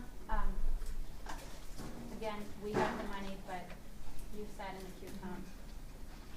They want you to spend the money on QCOM. So we are doing our due diligence and tracking those funds. So I don't think that's negotiable. I think the payroll assignment is completely negotiable. I don't think a lot of districts roll forward their savings if they experience it, but I think it's the right thing to do, so I'm recommending it. And it could go as high as that's proposing. I would not be opposed to it. The year's great, and we find out we can have our liquidity up and still refinance. I just want to have a better understanding before I would recommend that. I appreciate that prudent and I completely appreciate, Beth, your instinct to give back to the teachers every penny we can. I totally support that. I just think that we need to go slowly and make that decision over a period of time rather than promising it now and then taking it back. I would much rather give more in the future if we can prudently do that.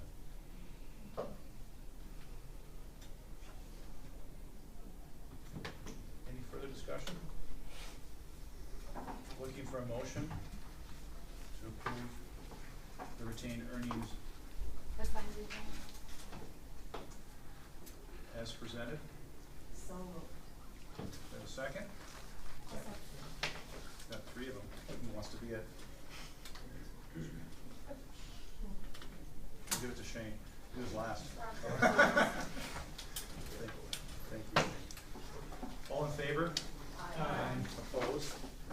Motion carries. Thanks, Kelly.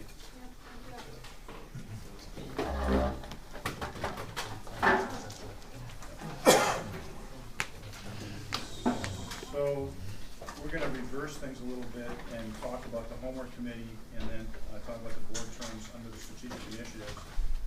Not because they're not important, they are important, but they're not As big a topic, I think, as the homework committee and the public forum discussion. So, Tom, do you want to introduce your, or reintroduce your motion from last month? And, I'd be glad to do that, but if people want a 5-minute recess, that would be fine by me if as that's well. important, that sounds good. If people can breathe. Let's come back quickly, though. Let's come back by, really come back by 10. Some of the months, dates would need to change, so that's what so on one side of that, you'll see the homework committee motion. And that, what I would propose. Give everybody a minute to review it. Can I ask what's different besides dates? You'll see where there's underscore, underline. I made one minor change just to reflect that the person's CV or resume could be provided by email. I think that might have been something that you brought up in August. I don't recall who made that suggestion. But that was one change that I made.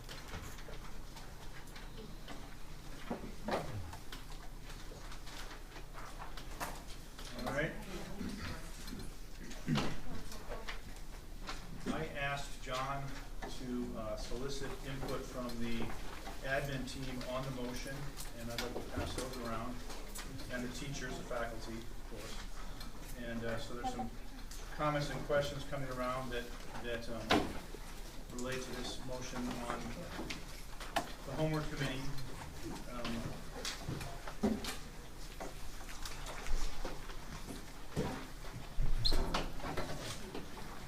Just underline also that this would be an ad hoc committee of the board if it were to be created, because if it was a formal committee, I think that would be, well, Tom, you can suggest what you've all done, but if it were a formal committee, it would be subject to open meeting law and would be probably almost impossible for it to do its work. But I think the questions actually are going to be helpful to focus in on what it would really look like and how it would work.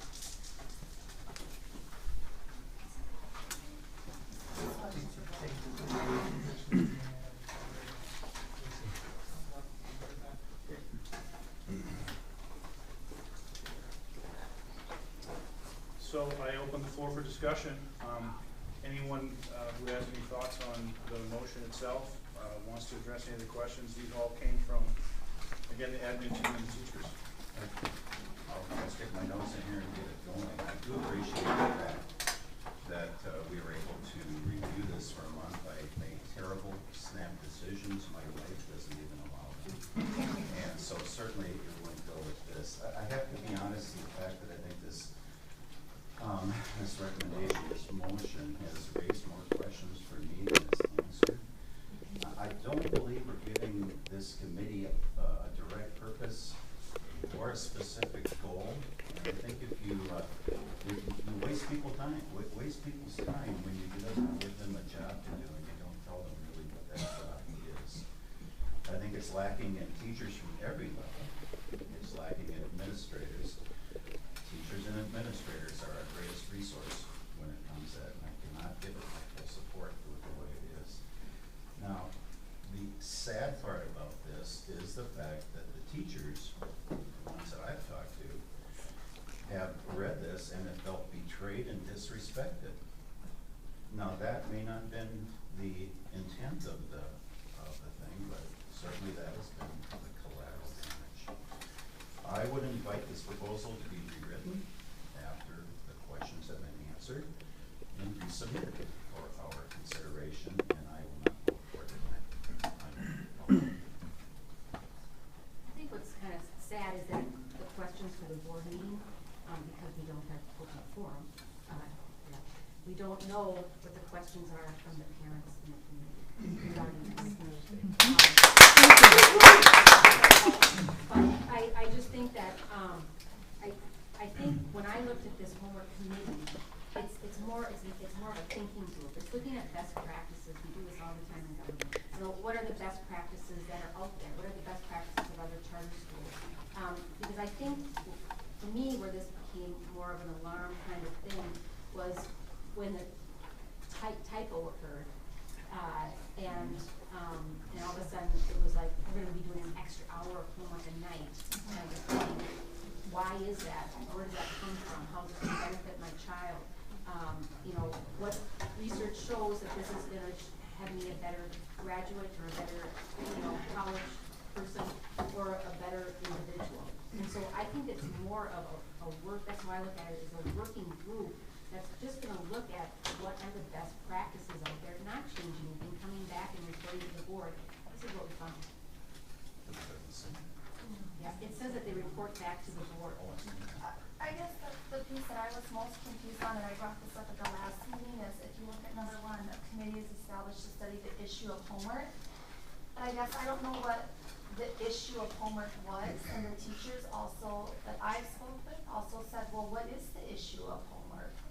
And so, not having, you know, Jason having a clear mission, so when you're saying like, oh, well, let's look at best practices, I guess that's different than maybe what was in my mind is there's too little homework or there's too much homework or whatever.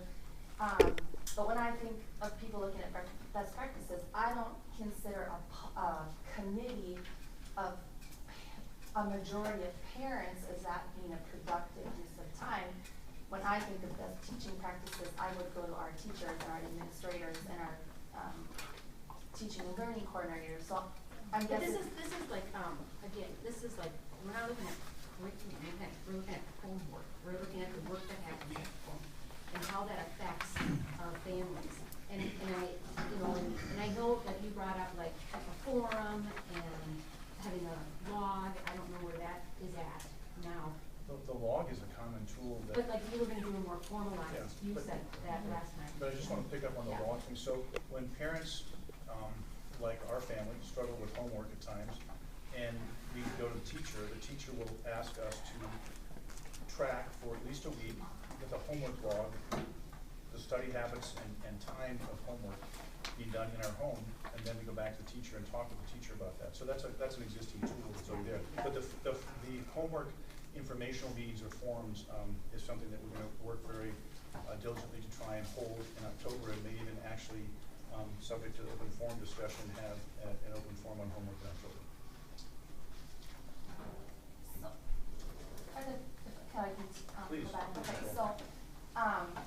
so if we're looking at the issue of homework again, we're not sure what the issue is, which I think is important to know. If we were going to look at a homework issue, how would we, as a committee, go about that? Are you going to go into every classroom? Are you going to go into parents' homes? And I guess I'm confused on how we would gather data. That's the unknown that we're concerned with. And is that what feels vulnerable to you as a teacher? Or My insulting? life is an open book. Yeah, I know. I got 100-some plus open books every day looking. I have nothing to hide and I have nothing to be ashamed of. What happened to the good old days when the parents came to the teacher and said, we're having trouble getting the homework done? I have never turned a parent down. I have always worked with them to resolve the issue, including some of the parents who are sitting here tonight. And so I feel betrayed in the fact that this even needs to occur. What happened to the parents coming directly to us teachers and saying, we're having a hard time with homework, can you help us? I have never said no to that. I've never known a teacher who has said no to that. I think this, parents feel like, homework is mandated from the administration to the teachers. Yeah. One has never seen one stick of my lesson plans or what homework that I give. And teachers reflect on a daily basis. And when we talk to each other, we collaborate with each other, we say to ourselves, so, did the homework have the desired effect? Was there a problem? How can I change this? And I talk to other teachers and say, I did this, what do you think? This is what we're all about now, is collaboration.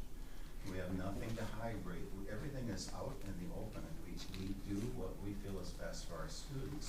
And we've had excellent results. Yeah, there's one or two that have had a problem, but come to me, talk to me. I'd be glad to help you. I'm thrilled to help you. This is why I've given 33 years to education, is because I like helping in that area. That fulfills my life. obviously the intent of this motion was not to insult anyone at the school, teachers, administrators, anyone at the school. So at the last meeting, I made an unfortunate word choice. I said I had a concern that there would be some rubber stamping of the current policy. And I'd like to apologize for that because that was a very poor choice of words. Rubber stamping is to agree to something obviously without due consideration. I don't think any teacher at the school would do that. I don't think any administrator would. And I wouldn't want my kid to go to a school where I thought that that was the case. So I apologize for that word choice. I appreciate that. Yeah, thank you. Thank you. I'm not married to how many people are on this committee, what their background should be, or what have you. But the gist of it, here's my intention, is the bylaws provide that the board can form committees to provide us advice, to study issues that the board doesn't really have time to dig into. And just like in business and in nonprofits and elsewhere, sometimes you bring in consultants who study an issue and prepare a report for you, and it's their advice. They get paid for their advice. There's nothing binding about it. They're not trying to jawbone or anything like that. It's, you pay sometimes people to come in who are outside of the company or the entity or whatever you want to call it, to take a fresh look at things and to provide their opinion. And that's the intention behind this motion. And I know that there are this is really helpful. I'm glad that people put together these questions. I don't have the answers to these questions. I don't know when I would have the answer to these questions, if ever. But the idea of the committee, and I do agree, I'm not married to having it have an open mission statement. Maybe the mission statement could be narrowed so that people aren't spinning their wheels or wasting time. But that was the intention of the motion, is to study the homework policy at the school. Do we have a homework policy? Yes, Yes, you you do. do. Absolutely. It's in the guidelines. What was that question?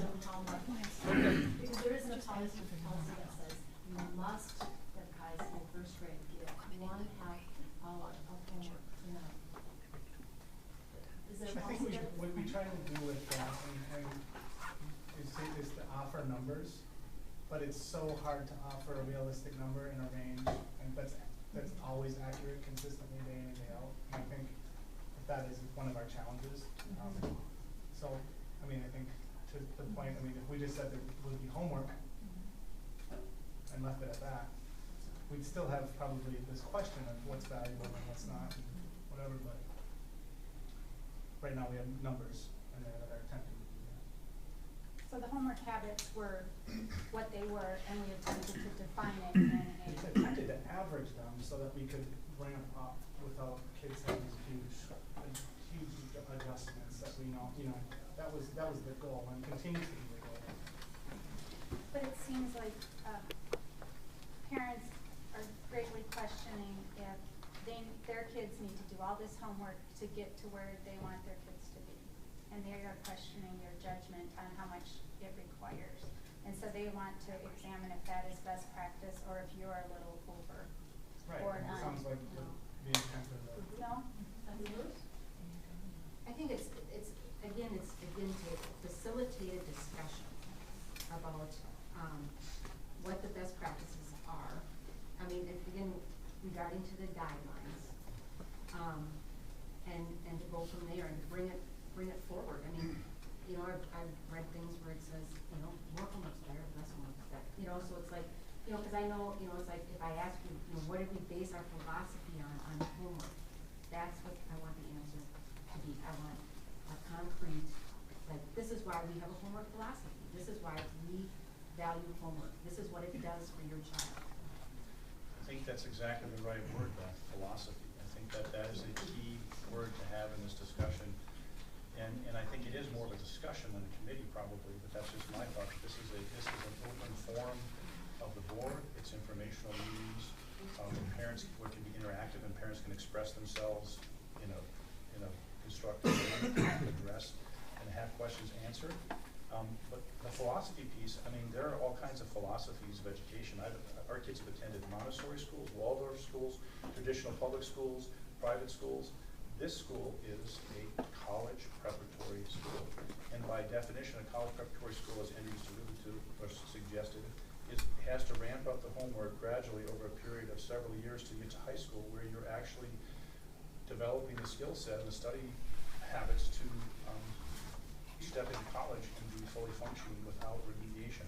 That's really what our philosophy is in a nutshell. It's a philosophy that's widely used in college preparatory schools all over the country. So it is a college preparatory philosophy. But the discussion of whether that's what individual families want or that's what we want to be as a school is open for discussion. But if we're going to reinvent the mission of school, that's a long conversation. If we're going to talk about what college preparatory means and how that impacts individual families, that's something we can do this fall. And Beth, what you're saying makes more sense to me than what I'm reading here, as far as the intent. I don't get an intent on this. Perhaps you can be involved in it. Sense of it as you're speaking, and there's the other teachers on the board here. If you were to I think you're right. I see no purpose in it. And I think the issue of experience and homework is a good one, and I think that in conjunction with this, somewhat separate, is just the discussion that we have as a, not as board level, but as a teacher and administrator level, and as co-teachers, how we assign meaningful homework, what the homework looks like. That's not a board operational, that's what we do, and we continue to do, and it's part of training, what that looks like, so that everybody knows what's expected. We know that's been meaningful, and keeping in mind that's our school. We have great results that show that we're achieving. And I'm saying the issue of homework showing these results, I'm wondering if schools should be looking at what is safeguard prep doing to get these results. Let's look at their homework policy. They're really achieving their own top schools in Minnesota. I think just kind of what you're saying is, we've been, within the last, since school started, we've been working operationally with our administrators,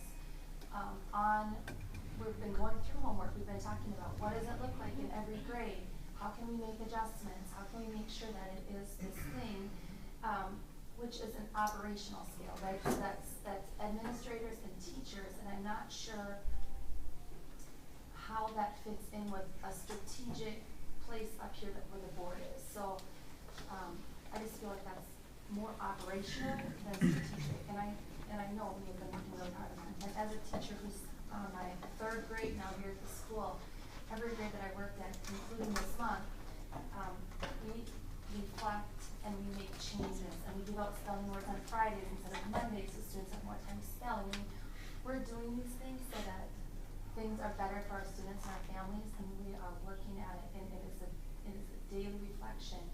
I don't know how, without those conversations with all of the teachers and our administrators, how the board is going to look at that. Is that a strategic thing or is it operational? I guess I feel like it's more operational because it's that day-to-day nitty-gritty constant reflection. I'm not sure what the board, what this committee would do. But I will say I would like to hear from families or from parents. I hear very, very little as a classroom teacher. I've been, this is my 9th year here. I hear very, very little from parents. Rarely come and talk to me about homework. And that's kind of what other teachers have said to me too. I mean, there's some families who are more vocal, and again, if we were to look at this too, you know, some students take longer, some students don't. How do we bring it back just because of data privacy and that sort of thing? And I don't know. Yeah, I don't know. Those are my thoughts. When I was doing, kind of more in my other role, when I was more K-12 a couple of years ago, I worked with a lot of kids that were struggling and families that were struggling. as a dean of students. As a dean of students, K-12, right? I mean, we did not as much in lower school, actually, but more kind of in the, when we talk about transition and what in the seams, right? 4, 5, and K-9, really kind of trying to be conscious about those experiences that all of our kids have. And one of the biggest things that I realized in order to help each student is that these are individual conversations with one, what's disrupting a student and the emotional impact of, the feeling of being overwhelmed, and really kind of walking through that with each individual kid was a really profound realization that I thought I couldn't policy anything that would be, in general, I think what I'm hearing is like, do we have an approach, do we have an agreed language about homework, or, when we talk about homework, what do we say? And I think that that's totally, because we do all the time, but we don't really share. And so I think that basically comes down to a communication issue, with us identifying what it is, because if we try to capture it, I think today's point, we're being authentic, because each individual child is having their own individual experience. And families. I know I've ruined some families' evenings with bad homework, and that's a reality. But the relationship and the rapport and the partnership that we work for doesn't always go wonderfully, but that is the goal, I think. And also not to have them fall through those gaps when we're transitioning. What we need to do to make that ramp attainable for, it doesn't mean that no one will have a problem or run into a challenge, but that we work with them and make sure that we're ready and capable when that happens. I think as a parent, I am just talking with people and hearing conversations. There's an obvious outcry from parents who feel like they're not being heard. And I think they're doing it in a way where, and as a parent who has been here for 10 years, I have been the first parent in life to say, oh my gosh, tonight really was awful. Right. And those guidelines have been my Bible for this school since day one. And as soon as it gets excessive, I'm keeping track, because I already know the drill. This is what admin's gonna tell me. You're gonna do this. Well, then as soon as it exceeds that, I make a phone call. I make an email to the teacher. We have had conversations with Wanda. It's the reality. So I think some way we have got to figure out a way. I know what teachers are trying to do and admin's trying to do, and parents have this feeling, and I don't know where we can meet in the middle. And I think that's what I'm sensing, and how we get there, I think we need to be collaborative about that. I think people tend to feel, and I don't want to speak for everyone, but in my experience, people tend to feel that there will be some sort of retribution, or that the child will somehow feel or experience some kind of negative energy at school if a complaint is made directly to parents. It does seem to feel like that trust and grace needs to be there when there's an issue like you're mentioning, when you're over, when it's off. And I would imagine that maybe is part of where that disconnection is happening. I think it's a very human reaction or feeling to have, but I will honestly say that has never happened to me. And I have called, I have emailed, I have had come in and talk to teachers about different things with all of my kids. And that's never happened. But I think it's really trying to resolve the problem, get to the issue, and not make it personal. But I think that communication has been there for me. I can't speak to every family that has maybe gone through things, and I know there are families that maybe haven't had the experience that I've had, but I think it's just unfortunate that the parents, some parents or families feel like they can't go there. And I don't know why, and I don't know what we can do to make that different. Because I think that is where it's really important that we say, we're here for you. You guys are here for us. And how do we get there? I don't know. I don't know the answer to that. Great comments, Susan, and everyone's comments are really helpful. I appreciate it. I appreciate the discussion. Two quick things is we as a school, at every level, the board level, although I agree this is probably not a policy issue, but the administration and faculty level can do a better job communicating. And if we have some plans in place to have a public forum devoted specifically to homework in October, And then also try to have 3 informational meetings for the lower, middle, and upper schools, so one for lower, one for middle, one for upper, regarding homework in October or early November, certainly before Thanksgiving. And the idea is to try and communicate better from our side of the from our perspective, from the school's perspective. That being said, I just got to reiterate the communication policy that's been in place for almost a decade. Parents are supposed to go talk to teachers. And if they don't get answers to their questions from the teachers, or if they don't feel that the issue's being addressed properly, they're supposed to go to the principal of the respective school, lower, middle, or upper. And if that is not satisfactory, they're supposed to go talk to the executive director. Because this is an imperfect conversation and collaboration, the one piece that I consistently see missing is input from the parents to the teacher, and then the administrator, and then the executive director. John, how many conversations have you had with parents about homework in the last 2 years? 3. But then I think what you have to look at is the way that system is built. Because, I mean, I love that system, but what I'm feeling too is that people aren't feeling comfortable, so before our next discussion on open forum, aren't feeling comfortable with that system that's in place for I don't know what reason, you know.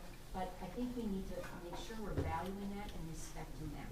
That, you know, we can say the blue in the face, like, hey, you gotta follow this procedure, this procedure. Well, that might not be comfortable for a parent. We're a charter school that is based, you know, it's like, we're smaller, we get to react faster, you know, we get to work with our families and teachers and staff better. I just think it's like, I don't think as a board we should shy away from that whatever's been happening, maybe it's not the best thing that's doing that. And I liked when you were going to do that whole log, the whole school. I mean, we've had no, I mean, this leads into another thing, we've had no evaluation system here. So I think the only way we can say it's not working for us is to leave. And so I just think that's what we need to address, and I just think we can't underestimate what I'm hearing.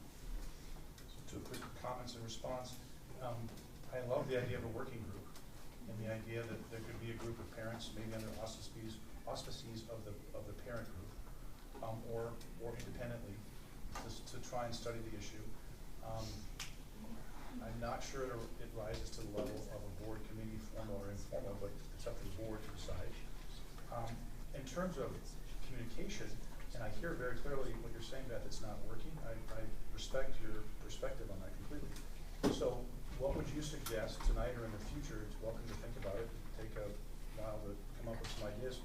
A different communication protocol or process that we could follow as a school that would help create the collaboration that Susan has described that is so crucial. You have to collaborate, parents, teachers, you know, and and administrators. It's got to be a collaboration or it's never going to work. So what would that look like?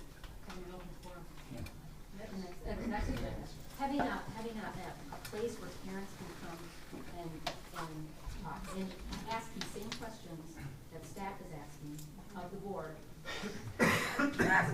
So one of the things that we need to do, I think, is differentiate between a monthly open forum at the board, which by definition, we will talk about it, will not be interactive. And the idea, I mean, there are almost no public bodies that have interactive open forums. So we need to have ongoing opportunities for parents to talk about this. And I think that's something that could be led, again, at the parent group level, or the board can sponsor them, and then if they can be continued on an ongoing basis, I think that would be great by the parent group or others. That would be wonderful, but that's exactly what we're talking about doing for October and November, is having a specific open forum about homework where it can be interactive and having informational meetings. So I think that's addressing this issue to a large extent. If after we go through that process of trying to establish some better collaboration and do a better job of communicating information from the administration and teachers to the parents, then if we want to revisit the idea of a committee, I think that's great. I don't see the wisdom of the committee today, but I do see the wisdom of having a working group of some kind that people can participate in, that brings information to the board in some form. I mean, there always is an opportunity to submit information. It's not just coming from board members. I would welcome input from individuals or a group of parents about homework and data-driven or whatever methodology they want to use, I think that's a great idea. Can I answer this, please? All right. Well, I don't understand, well, for one, why somebody would feel comfortable presenting in an open forum, they wouldn't feel comfortable presenting to their teacher directly. I mean, when you've got all these people here, I mean, why would, I don't understand that idea for one. But as an educator myself, I've taught high school English and I'm now teaching adult education. So I've seen a little bit of this from both sides. I see the skills deficiencies of the adults that I have who have either dropped out of school or who, in fact, I've got a lot of people right now that have graduated from high school and have a reading level of 3rd grade or 4th grade, and they're high school graduates. But in South Washington County schools where I teach, we don't have a board telling us how much homework we need to assign. I mean, so I just don't see how homework is a board issue. I don't want to seem like it's like parents against teachers or anything. But I don't see, I mean, I can understand the discussion of it, but I don't see how homework is a board issue to decide. Could I offer a couple things? Yeah. These are good points. You know, is it an operational issue? Is it a policy issue? The charter school statute says the board is responsible for setting policies on curriculum. So you get into a great kind of philosophical question is homework curriculum or is it not? And I can see and respect both sides of that discussion. The other thing I would add is I think this is kind of part of a larger societal thing that's going on as well. I think the pendulum as far as homework is probably swung about as far as it is going to swing in terms of, you know, to prepare your kid for college or you know, whatever, for life. Homework, large doses of it, that's the way to go. I just think as a society, and I'd love the committee to study something like this or have an opinion on it. To me, I feel like things have swung as far as they're going to swing, and they're starting to swing back a bit. And the last thing I would say is, I get it. I mean, I said this when I was running for the board. On the library board that I was on in Stillwater, I'm not a librarian. I don't know the first thing about how to run a library, right? We had professionals in place there for years, for decades. They were the experts. What the board did is we brought in a strategic consultant who studied libraries to assist us in doing a strategic plan. That outsider, and I'm sure there was you know, suspicion or whatever you want to call it, that outsider really helped all of the stakeholders come together and get us to a workable plan, which is in place right now and is bought into by those librarians. Just as another side point, I'm an attorney. I've been in private practice, I've been in-house. And we brought in consultants to tell us at a law firm and an in-house law department, what are more efficient ways to deliver your services to the company or to your clients? And initially there's a sense of, why are these people coming in and telling me how to do my job? No one knows better how to, you know, provide excellent in-house legal counsel than a law department at blank corporation. But those consultants come nonetheless, and they provide us with advice, they provide us with thoughts, they provide us with maybe a more global perspective of things that are going on in other legal departments, and we either take that advice or we don't. And that is the gist behind this motion. I'm not trying to jawbone anyone, I'm not trying to disrespect anyone, I'm just saying I think there's an opportunity for us to get a couple outside voices to take a look at things, and there's a great wealth of talent, I know, in this community. And like I said, I'm not married to how many members of the committee have to be X, Y, or Z. I'm open to any changes there. But that's the notion behind this. I talk from, you know, being 1 year at St. Clair Prep and being in larger school districts prior to that. What you're referring to with your library and where the librarians bought into it was a strategic plan. And it wasn't about one specific topic, it was the organization as a whole.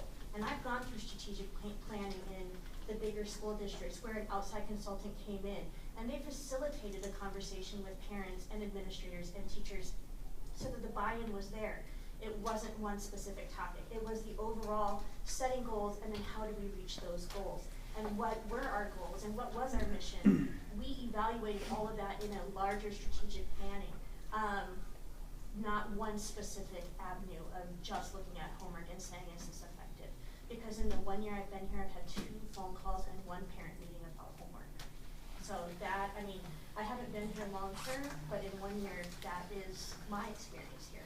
So, and I meet with my teachers on a weekly basis in 3 different forums to talk individually, as grade level teams, and as a system at large, for us to analyze these things and if there are concerns out there at large. So the teachers are open communicators with families. We try to do everything we can to get parents in here to communicate with us. So, you know, I know it's kind of scarier at this large thing, but we have open doors, and we're hoping that, you know, we are trying to do things differently to get more people and to communicate more information too. So I think that strategically as a board, that's something that hopefully can be discussed. And thank you for that. I wonder, I mean, we just all, I think, have to be realistic about how objective is anyone in this room. Everyone is partisan in this room right now. I'm just looking around, I don't know everybody, but everybody is pitted. That is not an objective outsider. So I'm wondering how healthy it would be, because who's gonna, I don't know if I'm being cynical or being realistic. They sometimes align. Is who's going to apply for this are people who are disgruntled with the homework. And I don't want those people. What I want is I want objective people who can study an issue objectively. And I know that there are some excellent professionals among families, among the teachers, among this community, where people are going to follow the science. And I'm not talking about rewriting the mission of the school, or I think the parents that I'm talking to, they love the mission. They love the classical education. They love all that. The question is, and maybe we do open the doors to larger strategic planning discussions, but I think the discrete question a lot of parents have is I'm going to use a corporatism from Target, is the juice worth the squeeze, right? If we're squeezing, you know, is it worth it? We're running it, like I said at the last meeting, we're running a very efficient, a very effective system here. We're getting excellent results. The question is are we running an efficient system, or could it be more efficient? Because there are other schools that have less homework that are getting excellent results as well. So, one of the things I'm hearing, and I appreciate Joanne's comments, is that this kind of seems like a proposal that would be more akin to a strategic planning kind of retreat setting, or having an actual outside consultant with subject matter expertise. So one of the things I see in this proposal is, other than the administrators and career teachers, who are the subject matter experts in the field? And I think that's going to be a real challenge with this plan, is getting members of our community who are subject matter experts, who have objectivity or distance from the topic. I also just think that the challenge in these questions, and I'll bring it up because I don't think anybody else has, is that in our family, we have to look at our efficiency in terms of how the homework's getting done. Is there technology distracting from the homework process? Is there a quiet, well-lit work environment? Are there other issues or things going on? Are we doing 6 lessons this week instead of 3 for outside, for extracurriculars? So it's also a family issue, and I'm not saying that as a criticism of any family. I'm saying it's a really hard balance for our family to strike, whether our daughters get to do, or our daughter gets to do one more activity. So a lot of this is, by nature, intrusive into the family, and that's why the individual homework logs that are between the teacher and the student only are an important tool. But to start that process with a teacher, you have to go to the teacher. You have to go sit down with the teacher and say, my son or daughter is having a really hard time with homework, and I need help. And that's a hard thing for a lot of parents to do, clearly. I get that. We've done it with all 3 of our daughters in different contexts, and it's been invaluable. So I just encourage us to consider the other side of the equation, which is how can we help families, this goes to Susan's point, feel comfortable talking to the teachers, reaching out to get help, because Dave said it. I've heard everyone here say they want to help, but they can't help if people people aren't willing to approach them and talk about what they're struggling with and ask for help. As the hour grows late and this motion has no second, and from what I'm hearing, it has no opportunity to pass or prevail, I withdraw my motion so that we can move on to other issues on the agenda because we have a fairly full agenda and we've been here for some time. Is there any other comment? Please go ahead. I like the spirit of what you had to say. I like the spirit of what you had to say.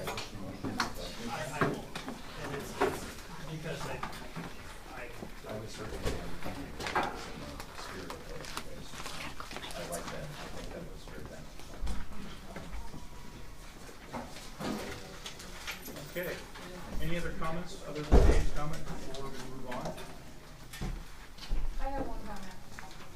It takes me some time to gather all the thoughts of everyone and shoot them out there. But when I started here, I remember somebody describing relationships between teachers and parents and students as a three-legged stool.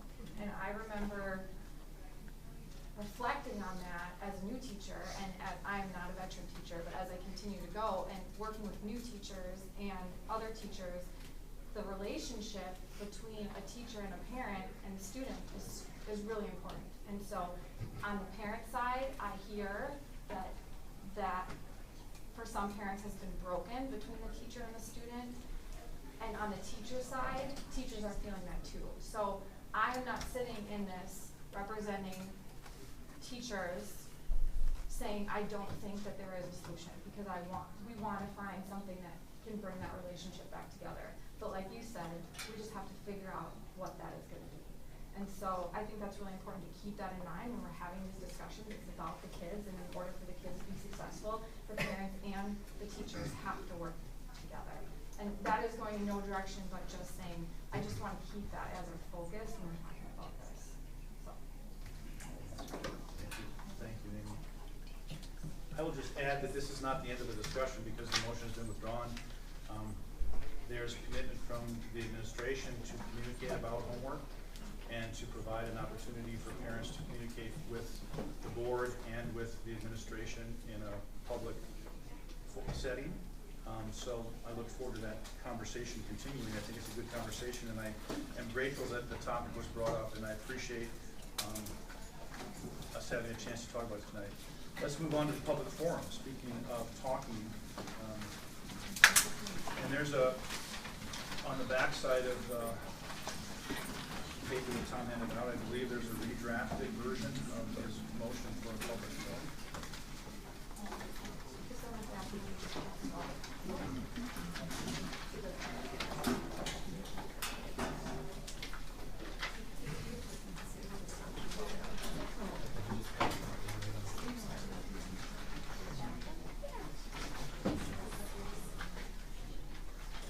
So, Tom, do you have any comments about this motion? And I'll say out of the gate, I think the concept of a public forum is a very, very good idea, and I support the concept of it with us fleshing out details. Yeah, just briefly, I think having a public comment period is an important part of meetings of this type. I think there's a distinction between something being a public meeting and a meeting that's open to the public. And we have meetings that are open to the public. And in my informal survey of the other schools that are sponsored or authorized by Friends of Education, the vast majority of them provide for an open public comment period. I think we should as well, and that's why I'm making this motion. Thank you. Further comments or discussion? I agree with you, Tom. We need it. Maybe there's a few things that we could tweak. I don't know if 1 minute is too long. 40-minute is too long. But I agree 100%. Can I ask a procedural question? Sure.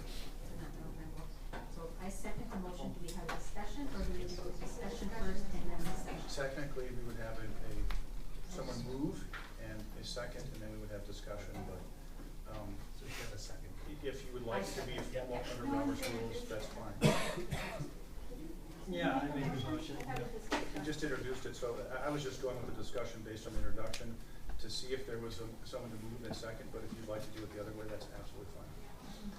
The Robert's rules is a perfectly good tool when it's used liberally.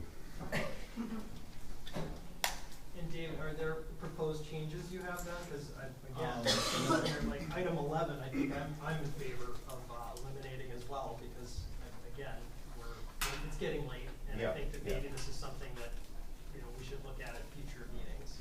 Well, I'm wondering if maybe 4 minutes should be changed down a little bit lower to 2 minutes.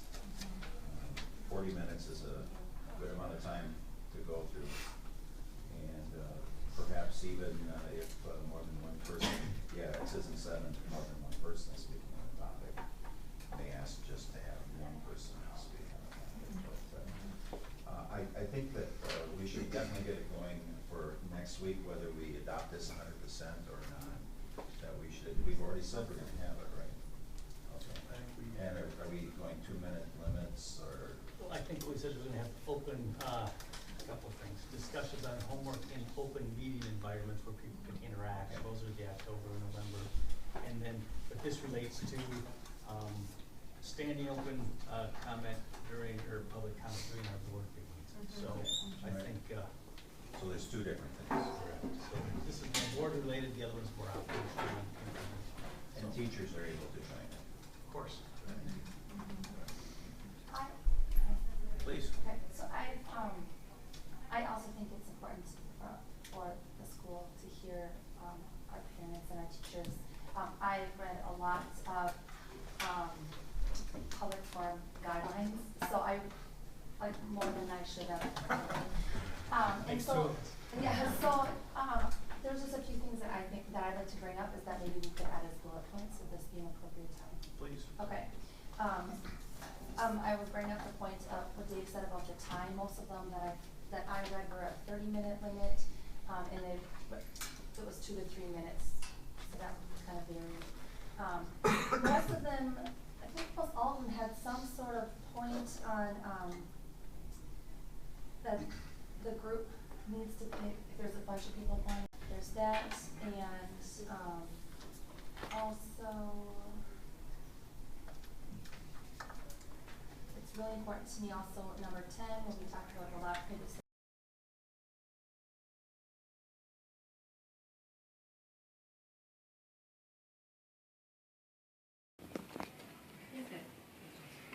But then, what we were talking about before is if people aren't feeling comfortable, if parents aren't feeling comfortable following the protocol that we've kind of had, where parents go to teachers, and then go to the administration, I don't know if that's what parents are trying to do with this public forum, but then I think we need to be really careful when we're going back to not making grievances against employees or very specific things.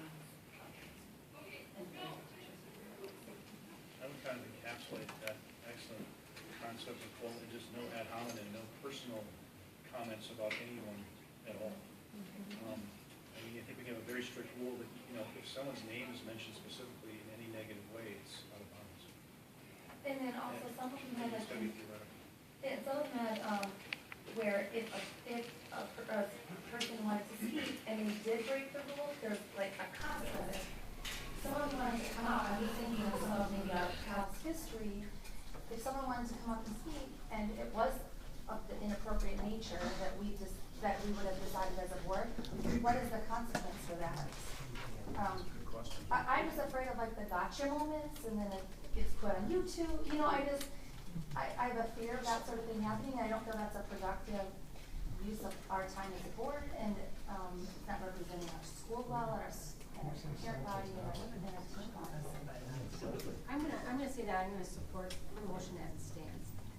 The 4 minutes, that it's like if we need to tweak that, if we need to do that. And when I was thinking about this, it's like, okay, I went to Cinderella this past weekend, and I do give most of my sage advice for fairy tales. But the whole difference from that is we've got to listen to the people. We have to make sure we create a forum that every voice is heard, and that we're not getting information from 1, 2, 3, 4 people as a board, that we're hearing from everybody.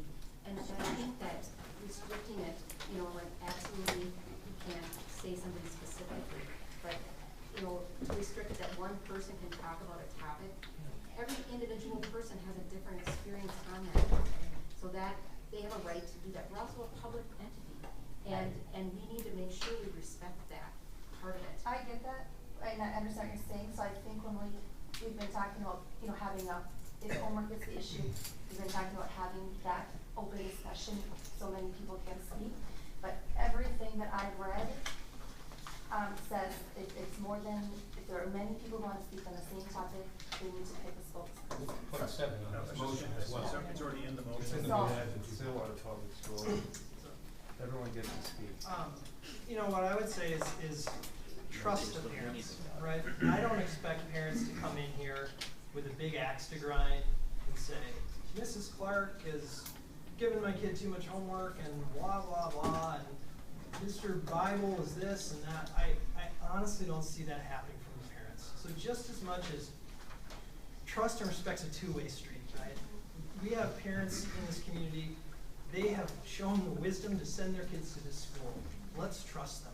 Let's trust them to have a voice, and when they speak, they understand they need to, they've all been to civics class, they need to make a point that's germane, that's cogent, that's thought out, and that's civil. I think we can trust our parent community with that, and our teacher community, and the community at large. I just think that's the society that we're raised in.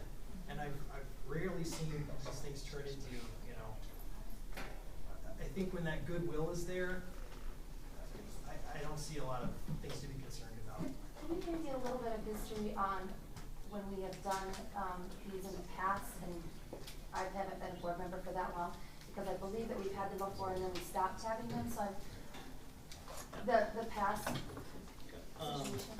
Probably, I think we probably had them in our first meetings. I'd have to check, but it was probably right away in 2004. And I don't think we, at the time, pre-CASM, I don't think we had any time limits or anything like that. We also probably had interaction with the families at that point in time to try and address the issues. Then we got to probably a couple years later, and it got to be to some issues where they wanted data privacy issues addressed. So we put in rules in place where we had signed in with 3-minute limits, consolidated speakers for that period of time, and that seemed to work well. And then probably 5-6 years ago, I think, so I think it was probably in that more mature stage where we had that interaction. And I think even at that point, then we would have a tendency to try and have at least a short comment or conversation, but this is the next step, this is how we try and resolve this. And I think we had a situation where there was board meetings were not in this case, but being videotaped with the intention of using a public forum for a purpose of making us go through a lot of other processes. So that was just the experience. So then we just halted that. So that's kind of where that was at. So and I think that was really related to a gotcha sort of thing. So, And the board can always revisit this. It can always eliminate public comment if this doesn't go well. I mean, it's not like it's written in stone. I totally agree with that. No, I'm done. I totally agree with that. It's like everything we do here. It's subject to revision and review. I would like to emphasize that building trust is a two-way street. So we have had, as John just described, a very bad experience with people abusing the trust of the school board in a way that was clearly intended to cause work, if not damage the school. And so that's the history of why they went away.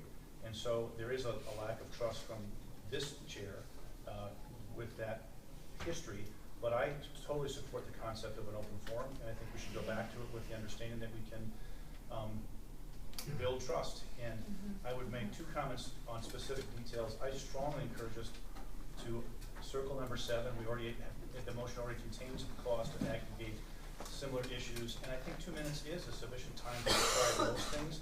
And if we limit the time to 30 minutes, that's still 15 people speaking. If we have 15 people speaking in one night at a public forum, I think that would be wonderful. But I think that's a reasonable limitation on the time of the open forum. So I encourage us to go to 2 minutes and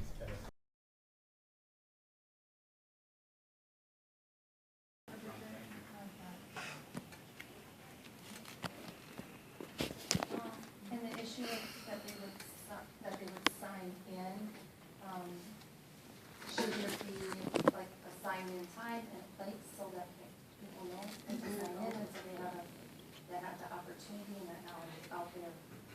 everyone knows where you sign up, what time you can sign up. I think how come we just do it right at the, prior to the meeting, there's a table right at the front. You just sign in and then it goes to the meeting. What did you find in your research? Most of them did maybe an hour to half hour before the meeting, and people start an hour to. And I just think as a parent and a teacher, all of us would want to know where we sign up. I leave that What time entirely we to, sign up, so I think it's important to know. I leave that entirely to your discretion. Well, we started with our discretion, and then we have to communicate it, so these are 6:45, 15 minutes prior that Nancy will show up, because we don't pay her a lot before she can supervise that. Yep, So sign up. I mean, what we did before is we had a Is sign up 15 sheet. minutes sufficient? Yeah, we just had it at the, right before the board meeting. We weren't real strict Just with time, the you know, it was gonna come in, I mean, it's, you know, it's, we started 6, it's 5:45 to 6, 6:05, something like that, it's pretty reasonable. So, I like the idea of leaving the discretion to the clerk to set that policy, since she gets the big bucks. And I have one other suggestion, and this is a best practice concept that came from our Friends of Education board training that we hosted here, to have the open forum at the end of the evening, so that I'm not trying to drag it out, but hopefully our meetings will be dramatically shorter in the future. Usually they're an hour to an hour and a half, and so we could have we could have people start to speak at 7:30 or 8 o'clock and speak at the end of the meeting, and the rationale for that in our Friends of Education board training was that it creates a context for people to speak so that they understand the issues the board's dealing with, and they see the board in action, and then they can make their comments, whether they're related to the issues of the evening or something completely separate and distinct from the board agenda that night. And I heard earlier too that part of it is trying to keep the comments to what's topical to what we're voting on. And it's like, I think it's important to hear from parents Oh, no, that's not what I prior was to saying. the vote. So I can, yeah, so I just think if we're gonna address something in our agenda item, we have 5 or 10 parents who come and want to address us on that, we need to have that input trying to make a decision. So I think that we should have it at the beginning, so we can try and gather as much information as we can to have a vote. I'm not adamant about that point, but I would suggest that we consider trying it with the option, obviously, always have the option to change it, because I think there's a real value in having people hear the board discuss it and then make their comments. And everything's subject to revision, because I think part of what happens is there's a lot of communication that takes place out in the community that's not informed by the discussion that the board is actually having. So I'm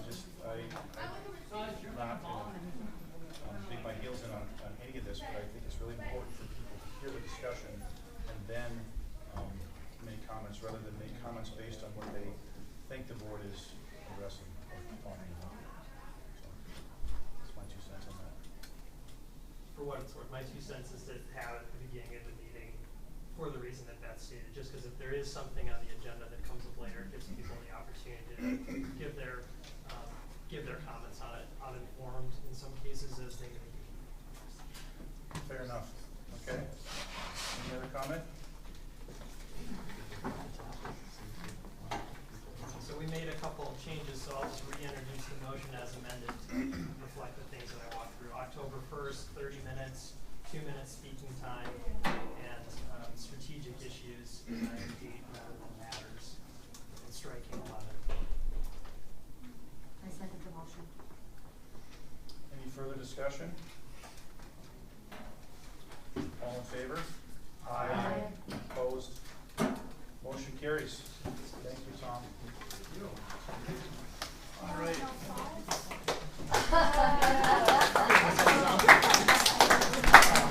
First of many.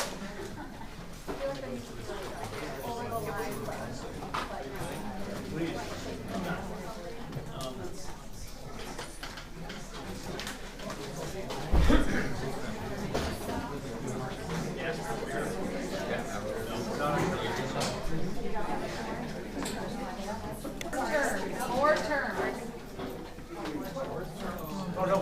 adjourning, I'm saying I'm asking if people want to press on, if they need a bathroom. Press on.